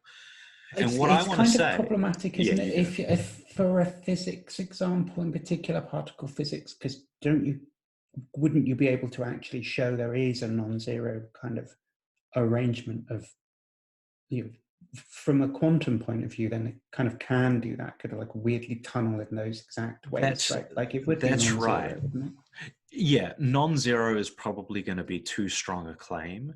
But what I will say is that given the fact that the theistic hypothesis is the conjunction of God with the standard model, what it means is that any type of variance included on the basis of the standard model, like, so for example, your probability distribution has these edges where there's these like really low outcomes, that's going to be subsumed in the conjunctive theory. So it's always going to be the case that like the variance is larger, or like it's always going to be the case that like if you look at the sort of probability distribution, it's just a little bit more squished for the theistic hypothesis. They have to distribute their probabilities a little bit further away from like the sort of the standard model expectations. And what I want to make the claim is that this necessitates this, like, it follows from this fact that it's not going to be the case that the probability of E given G is equal, probability of E given G and N, where N is the standard model, is going to be equal to the probability of E given N alone. And that's what he requires to maintain, and that's what he needs to get out of the objection that Caven makes, where Caven gives this argument that whenever we make an observation that's in line with the standard model, given the theist has to give a non-zero expectation of it turning out a different way, it's evidence for the standard model over the conjoined theistic hypothesis. But it's a complicated argument, and it's the argument that Caven makes in this debate, though I think I'm framing it in a slightly different way than he is. So can you relate that back then? So you often hear this discussion of like, well, I mean, what if, what would it take to convince you that God existed, right? And then the apologist will say something like, well, what if God spelled out, I mean, he may as well say, what if God made a particle spell out Yahweh in a cloud chamber, right? Like, would you believe then? And I think my intuition there is, I kind of want to say no, but partly because like it feels like that's not something I would expect to happen on theism either. But maybe then my thought's pulling in the opposite direction to you, because you're saying actually it's more likely that would happen on theism than naturalism. So surely that would be evidence.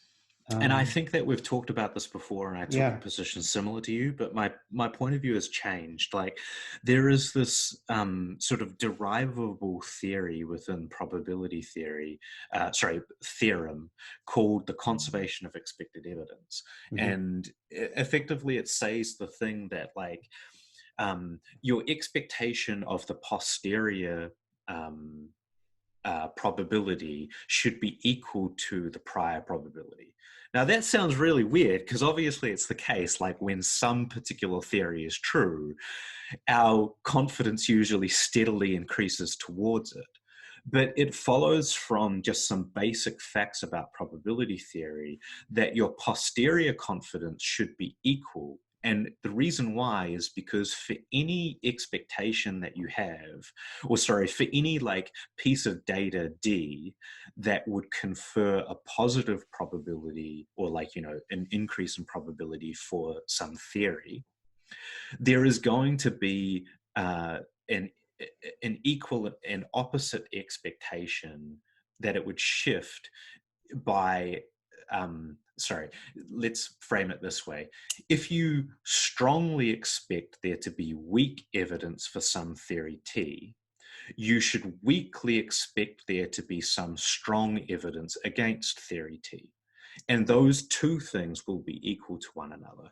Effectively, I see. Effectively, like the probability of E given T multiplied by the probability of T is going to be equal to the probability of E given not T multiplied by not T, or something like. I don't think that I quite got that right, but effectively there's a symmetry there, and the result of that is that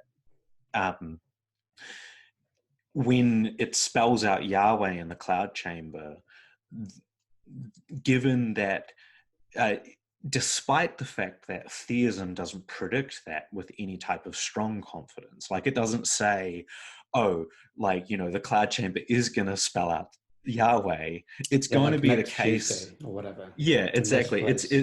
Yeah, that's right. Like, it's still going to be the case that like it's more expected it would do that would occur if theism is true than if the standard model is true, or naturalism or something like that. Okay, good. That's helpful. Thanks.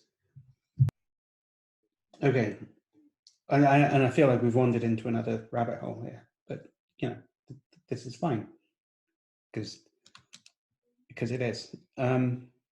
Shall I press play? I don't know. Okay, cool. Summarize 3 very quick reasons God might have to make this an unusual case. Firstly, God has a reason to become incarnate or send a prophet to the earth in order to teach humans things about morality and about God himself. Secondly, he might have a reason to send a prophet in order to share in our suffering, so that he can go in our suffering along with us, given that he has at least subjected us to suffering. And thirdly, he might become incarnate or send a prophet in order to gain atonement with him, so that he can show us how valuable we are and how costly we are to him. Okay, sorry, I have to pause there again. So, because it's so ad hoc, it makes my head hurt. I mean, because you could construct such an obvious like opposite rationale, right? Like, if all of the truths of morality could be told a priori, then you would say, well, that's exactly what God would do, right? He would make it so that all of the truths of morality could be discovered a priori. But if some of them have to be taught to you by somebody coming down and telling you not to fornicate with that person or whatever, and there's no way of a priori determining that, then you're going to say, oh, well, that's why. So that it's just an ad hoc rationalization, right? Like either side of the coin landing would seem like the one that wins. Right? It's so annoying. Yeah, I mean, I just listened to a lecture by Richard Swinburne about the prior, and he basically gives a very similar presentation, which just starts with the God existing, and then he lines up like a series of claims, one after another, to kind of zero in specifically on the resurrection of Jesus, right? So he goes on to say things like, all humans have wronged God by sinning. We alone can't make reparation for our sins. Someone else needs to provide the reparation. God will become incarnate to provide that perfect life for us to return back and stuff like that. So he's essentially laying down the specifically Christian theology piece by piece, and saying all of this is plausible, but the problem is that the probability space with every additional like statement shrinks. Yeah, and right. Another thing is, we are talking about the prior probability, right? So you can't actually use any of the pieces of evidence for the resurrection specifically to argue for that, because otherwise you would be double counting it, right? So you are supposed to take it all based on some, I guess, philosophical arguments and theological speculations. But like, I don't know, everyone knows that souls reincarnate, you know? And like, if you doubt that, just go read Plato's Dialogue Phaedon, you know? Yeah. Yeah. Yeah. It's so, surely, you go out. Well, it's surely it's a priori as expected that God would become incarnate in order to partake of the pleasures of the world than to partake in the suffering of the world. I mean, why is it more likely that God would participate in the suffering of the world, right? Like that, you have to, there's nothing a priori about that at all, it seems to me. I think the prior probability that Alexander the Great would be the son of Zeus is like very high, you know, given what we know about Zeus and the virtues that the gods have like bestowed upon us and stuff like that. Yeah, one way of seeing this challenge is to consider the competing views of atonement within present Christian theology, and how it's the case that there are different views on atonement, ones that are incompatible with what Callum is suggesting here, even within present Christian theism. Now, consider that it's not just taking an indifference prior with respect to atonement just on Christian theism, like our present day thing, like where we sort of act as neutral assessors of the atonement theories and say, oh, you know, like there's 12 of them, let's give them all 1 in 12 prior probability. No, it's actually like the probability of a particular theory of atonement given theism, like, you know, without any imported Christian content. And it's just like, it seems so so at odds with what other theists are saying. Like, what do you really sort of take it to be the case that the Muslim is so confused about what the entailments of a God are, that they would be so like, you know, not seeing that it's an entailment of their view that, you know, Jesus would become incarnate and atone for us in some certain way. It's just, it seems silly to me. Yeah, and I can imagine an apologist saying, well, look, my prior probability here is buttressed by purely a priori arguments about the way that, so something like, you know, Rasmussen wants to say stuff about like, well, unlimited beings are like maximally perfect or something, and then we've got this like, you know, if you kind of like buy these premises, you could be led towards thinking, you know, God's not going to want to participate in like debauchery or like be indifferent or like just sort of modestly good at something, whatever. He's going to be like perfect. But you know, the point I'm trying to make is that unless you buy all these very abstract and difficult to understand, let alone be certain about premises, you're left just looking at like effectively an infinitely large space of potential theistic hypotheses, right? And it's no good just picking one and saying, well, it might be like this, because it might not be like that, right? And it's way more likely, it's sort of like impossibly more likely that it's not like one random thing that just happens to fit this story that you're, you know. Well, it's not actually. Anyway, sorry. Yeah, it's not actually random, right? Like it's the case that out of all religions, only Christians are actually convinced that this is plausible. Like if you ask any Jew if Hashem can forgive people without a blood sacrifice, they will say yes, right? And these are people who actually worship the same God, right? So, like, why is it the case that Christians, the religion that was built around needing to explain this one particular death, is also the only religion that has this kind of plausibility structure, right? Like, could it be the case that these two things are actually informing each other, right? Yeah, I don't know. Right. That's expected on the hypothesis. And also, like, when I'm using, let's just grant for the sake of argument that it's true, that this is highly plausible. What I'm using inference from that is, again, you have to wonder, like, if it's really very plausible that, for example, God would send his only son to be killed for our sins, and if this high plausibility can really be established based only on some theological arguments and philosophical speculation, absent any specific evidence for Jesus, then why is it the case that the Second Temple Jews found it so completely implausible, like millions and millions of people for hundreds and hundreds of years, especially given that, like, of all the people on the planet, they were the only ones who worshiped the one true God. They were his chosen people, and they were, like, given the one true scriptures. So you have to simultaneously believe that this is really extremely plausible and that you can discover it to be plausible. But at the same time, nobody ever did until that actually happened.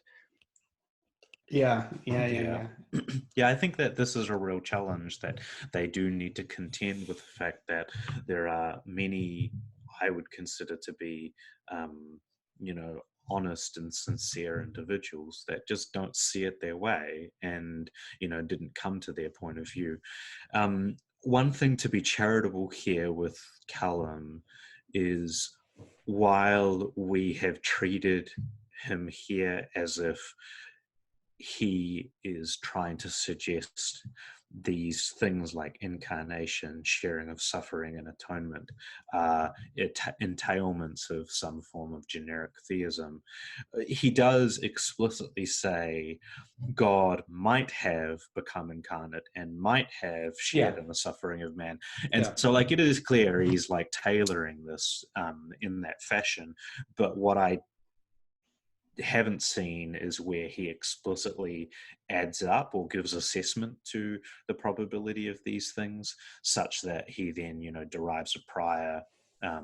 It just sort of, I think he says, given all these considerations, I would suggest that the prior for this is not lower than this, 10 to the 44. But then it seems to me that even then, I want to say, look,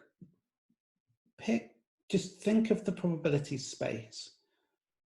What all the possibility space, I suppose. What are all of the possible hypotheses that could be true, right?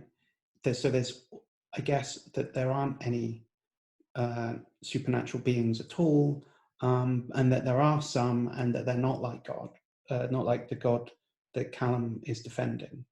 And ask yourself, what proportion of that space is picked out by the circle that he's drawing on that Venn diagram? Like, how much of that space is he, when he says, well, God might, want us to learn facts about morality that we couldn't know otherwise by sending his son down, and he might want whatever, all these, like, things that God might want.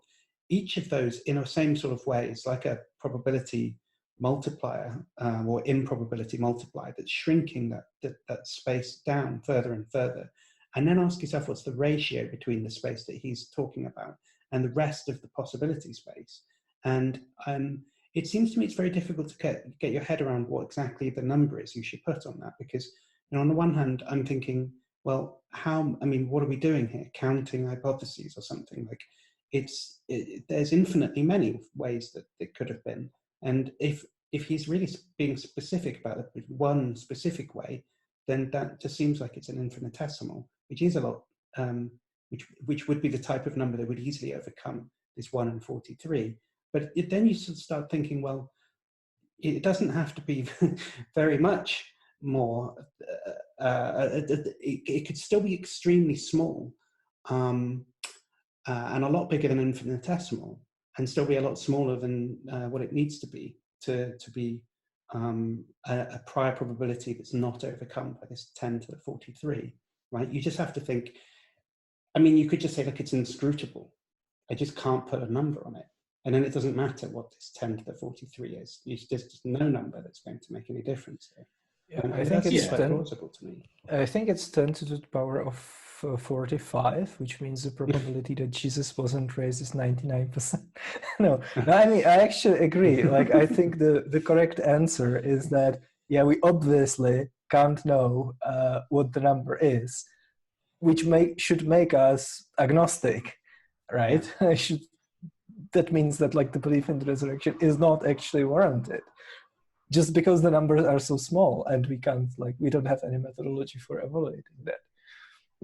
But am I making a mistake in wondering about this hypothesis and making it so small, this prior probability in the specific theological? I was actually thinking, like, what would make me convinced, or at least more convinced, that, like, the plausibility is not astronomically low, you know? Like, what would actually motivate me to seriously consider that it might be higher, because it's sufficiently high for the evidence to, like, start approaching the point where the belief would be warranted. I was just thinking, like, imagine that if, let's say, multiple religions that developed independently on, like, different continents without being in contact all believe that, like, there is one God, you know, our sins are, like, so grave that we can't possibly pay them alone, and God would send his only son, you know, and the details would be different. But, like, every time we encountered a new tribe in the Amazon, that's basically the story that they would tell us, you know. Mm-hmm. But that's not the case. The only people who think this are people who already think that Jesus was raised, including the authors of the New Testament. I think this is expected on the hypothesis that, yeah, like, this plausibility structure is actually being informed by the very thing in question, you know. Yeah, Alex, to your question, I will admit not actually being sure of how to reason about this, because when I think about it, it seems trivial to construct an argument like, of the space of possible God intentions, God could have the intention for the world to have objects totaling each of the elements of the set of the natural numbers. And, you know, most of those numbers are incompatible with the number of objects that exist in the actual world. And so if we're indifferent to, you know, to each of the intentions in the space of possible God intentions that sit within one-to-one correspondence with the natural numbers, then, like, it's going to be the case that, like, there's an infinite, you know, infinitely low, or, you know, like a... Yeah. You know what I'm trying to say. So, like, it seems easy to construct these types of arguments, and so there seems to be something wrong about it, like, because if that were the case, it seems really surprising that we could justify any hypothesis on the basis of posterior evidence. Well, I mean, let's consider a different metaphysical hypothesis that you might have purely a priori. So you might, for instance, consider, I mean, lots of metaphysical theses are not constructed purely a priori, right? Even if you might say that you know them a priori, there, you know, so someone might say something like, well, there must be, like, spatiotemporal points or something, and construct an argument that makes it look like they have to be there. But obviously that's being informed to some extent by our experience of the way that the world is in the first place, right? Like, we find ourselves seemingly in an environment that's seemingly well explained by that hypothesis in the first place. So that's not why we came to that hypothesis. It's not purely a priori. But you might think that there are some hypotheses that are a bit like that. perhaps you might say something about like particulars and universals or something. I mean, like a realist idea of that, where like, you know, a universal is something that can be instantiated in by lots of different things, right? Whereas a particular is not like that. Potentially, you could come up with some. Maybe that's purely a priori hypothesis. No, maybe like the existence of Platonic objects in general or something, right? But I think what's going to be the thing there that persuades you in one direction or the other would be some kind of argument, right? Like some kind of argument where the premises look like conceptual truths that led you towards that. So Frege has an argument for Platonic objects that looks a bit like that. And if so, then maybe that's where you would start by not being completely indifferent to it and saying, what if there are schmatonic objects as well? Like, well, how did you discount that or something? And you would point to something like an argument. And maybe a theist could say something like, well, look, here's the ontological argument, right? Or the Kalam cosmological argument or something. And I mean, fair enough, right? If you had those. But then it just seems to me that the sort of order of argument should be that you have to give an ontological argument or something before you can talk about this type of historical stuff, because what's the number? What significance is 10 to the 43, right? If it's, you know, my the opposite number is 10 to the million or something, like then 10 to the 43 looks really insignificant. We need to sort that out first before I know whether I should be interested in this number at all. Right? Is that even interesting or not? Right. So, and then I think so you just have to do philosophy, right, before you can even talk about these things. So maybe it's worth mentioning that this part of the debate seems to proceed on the assumption that Greg Caven accepts, for the sake of argument, that God exists. Okay. Because Callum is making no effort to argue for the existence of the being he is suggesting has particular desires or goals or intentions with respect to incarnation, sharing, suffering, atonement, etc. So maybe that's what's going on in the dialectic, such that we can already limit the hypothesis space to being one in which a God exists. But I'm not actually sure. Did Greg Caven actually concede that for the sake of discussion? I don't remember. I don't think so. At least I don't recall. No, I don't. But yeah, it's a really interesting point. Like, I think that I think that you can give arguments that within the space of like possible hypotheses, there's like some form of hierarchy. Like, it's kind of the idea that comes from information theory that complexity scales with respect to like the number of questions you answer yes or no with, and that there can be like a hierarchy within those number of questions that you answer yes or no with respect to. Those types of ideas, like that there might be some complexity measure that distinguishes priors within the hypothesis space away from indifference. So then you're going to look at an argument like Rasmussen's, where he's going to say something like the hypothesis that there's a supreme being is like super simple or whatever, and that it's answering yes to some like really foundational question, like, is there a supreme being or not? And if you say yes, then like you're already provided with the resources, so he would say, to explain a lot of stuff, which you don't get if you say no to that fundamental question. I think I would have an issue with what the ordering of those questions is, right? Like, so if you talk to a presuppositionalist, they'll say something like, look, everybody has a worldview, right? And what worldviews are answers to questions of my choosing, right? Like, where does the world come from? Where do you get morality from? how do you know anything? Right? And you have to answer those questions. And everybody has a set of answers to those questions. Although otherwise you can't proceed in the dialogue tree. That's right. Yeah, exactly. But then, why aren't the questions something else, right? Like why aren't they things about political realities, or like what flavor of foods you like best, or like what color a certain dress looks like when you look at it, or something? Like, why are those the questions? Or what the maximum entropy per volume of space should be, or something. Yeah, and you have to presuppose a whole framework of explanation that tells you that like epistemology is more important than like pasta sauce flavors or something. And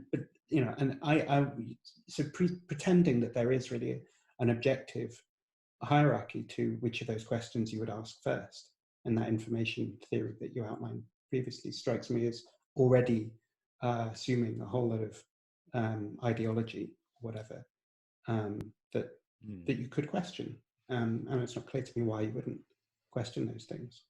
So I mean, maybe Caven's accepted a bunch of stuff for the sake of the argument here, but when we are not in a debate with somebody having accepted a bunch of stuff for the sake of the argument, it does seem like you can ask questions about those things. There's really nothing that you can't ask questions about. That's kind of self-reflexive frustration about philosophy, is that there's no real foundations that you can't question. So yeah, I don't know how you answer these questions.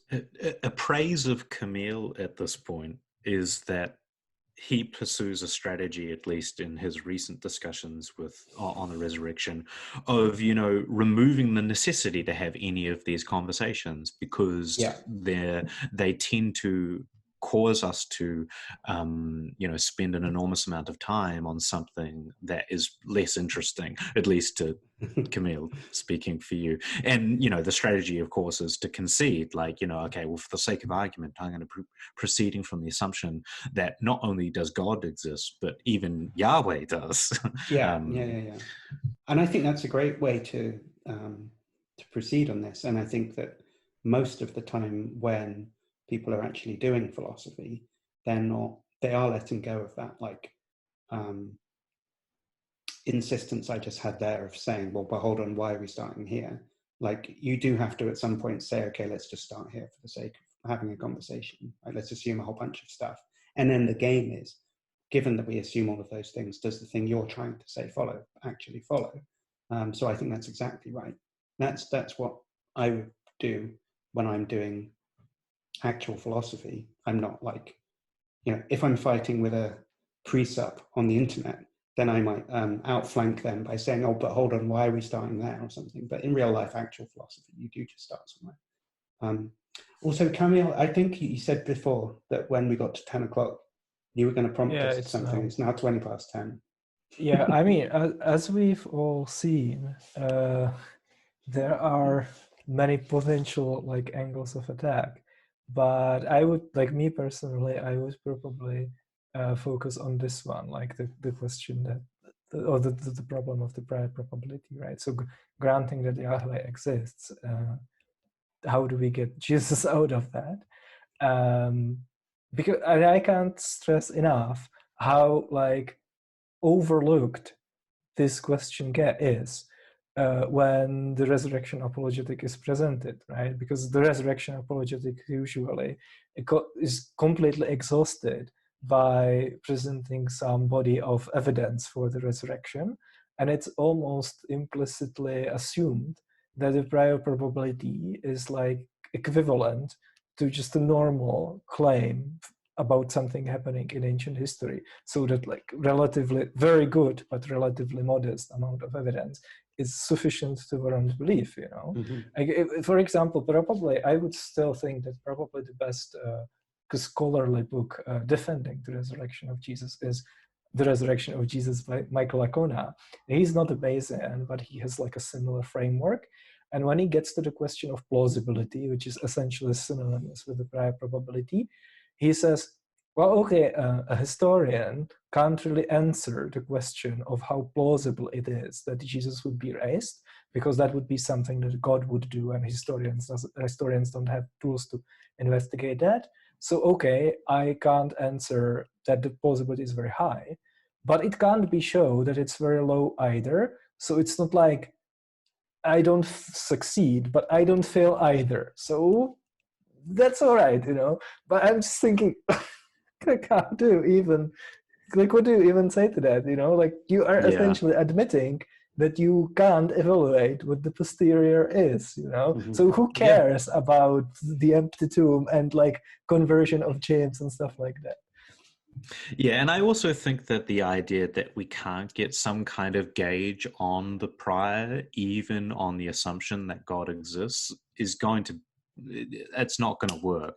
Like, at least you're going to have to face the ability for folks like me to give an argument based on natural theology about the incredibly low tendency for this God in particular to raise individuals from the dead.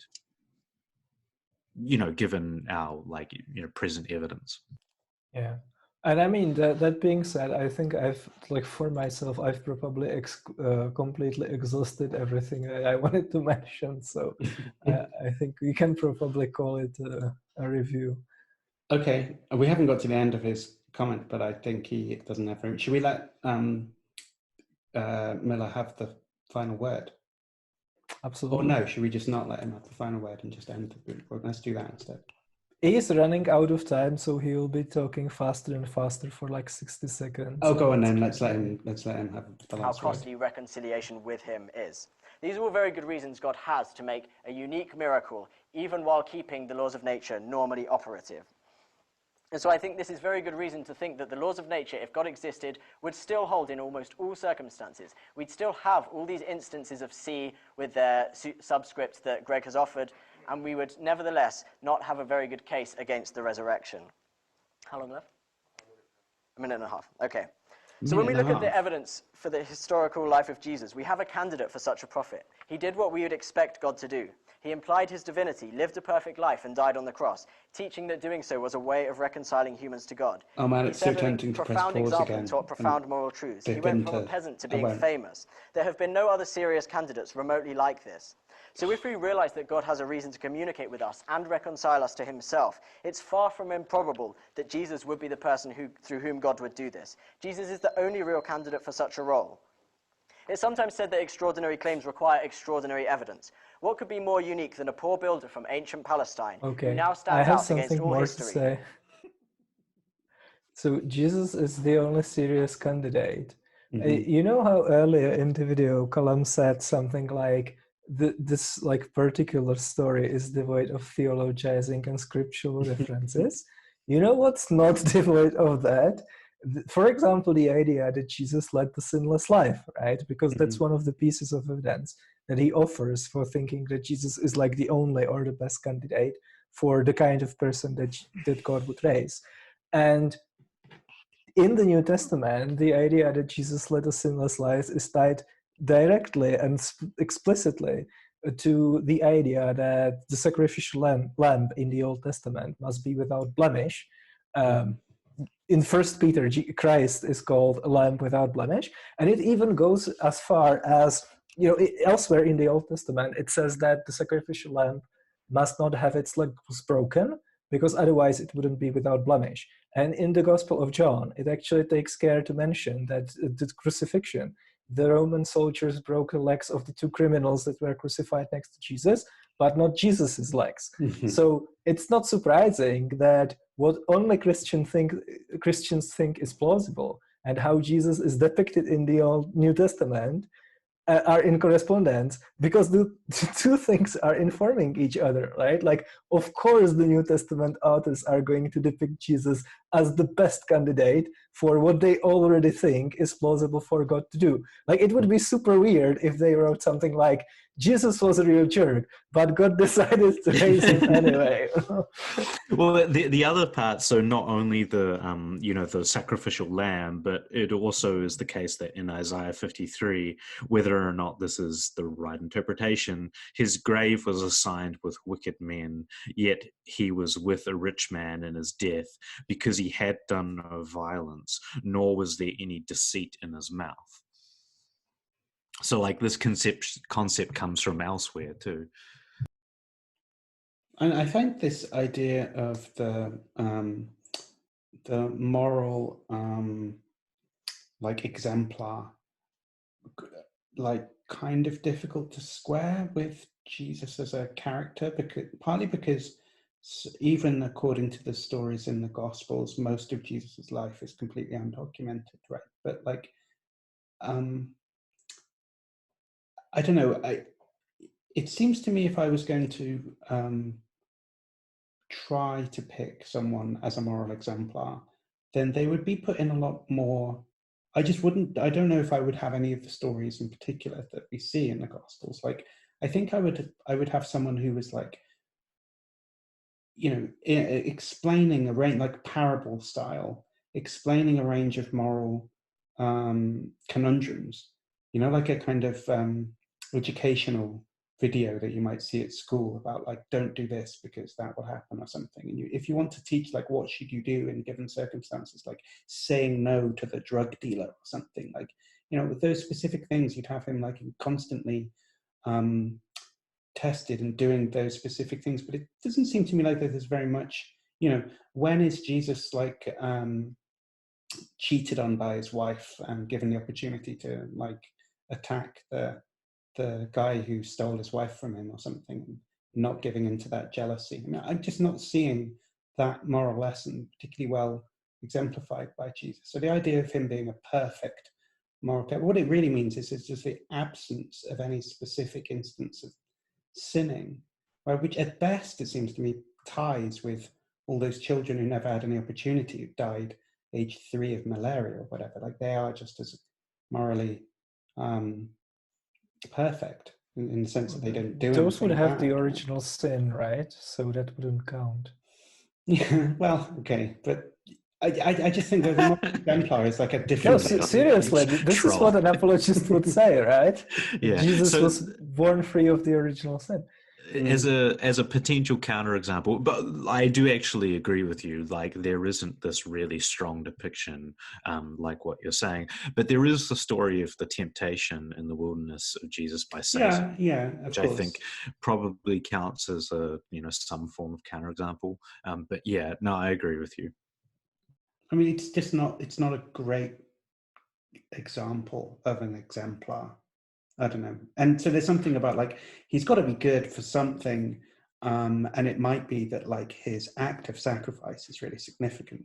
But if that's right, then it's not that his life was totally perfect and he's an exemplar, right? An exemplar is someone who's like Aristotelian phronimos, who's like internalized the rules of morality and does it instinctively, and like, put him in any circumstance, he's going to do the right thing. Jesus is not in that many circumstances, it seems to me. Not the wide range. Anyway, I'm saying the same thing again. So I think what happens here, what happens here is that, again, like, there is a reverse engineering of the arguments. So the apologists are realizing that they need like the resurrection incarnation was unique. So they are kind of looking at Jesus and asking themselves, okay, what else about Jesus is unique?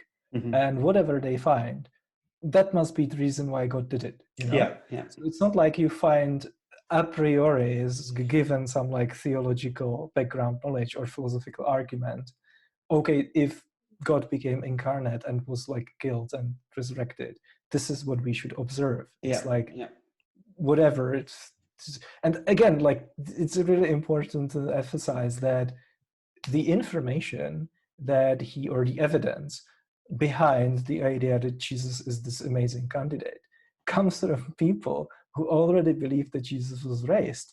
And this obviously had like massive impact on how they portrayed Jesus in the Gospels, So we can't take that as evidence independent from the very thing that we are questioning, which creates a massive problem at this like point in the inference, right? Yeah, I would say probably the best candidate was Epicurus, and it was told that his like the most famous book that he wrote actually fell from heaven.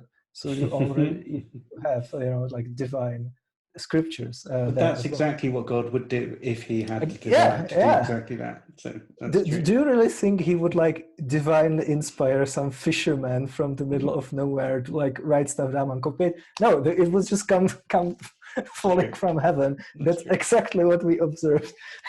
Or maybe it was Caligula, and we're just presupposing a particular conception of morality that God has. Like, the idea here is that Caligula being really bad, but we're, making presuppositions about what is moral. Well, I think on that bombshell, if you're really that curious as to what the last 10 seconds of what Miller has to say is, press play on the video for yourself, because I'm pressing stop now. So maybe we'll do another one of these, but not on this video. We'll do some other thing, because it's been fun talking about these things. So maybe there'll be another part, but whatever. This video is going to stop now.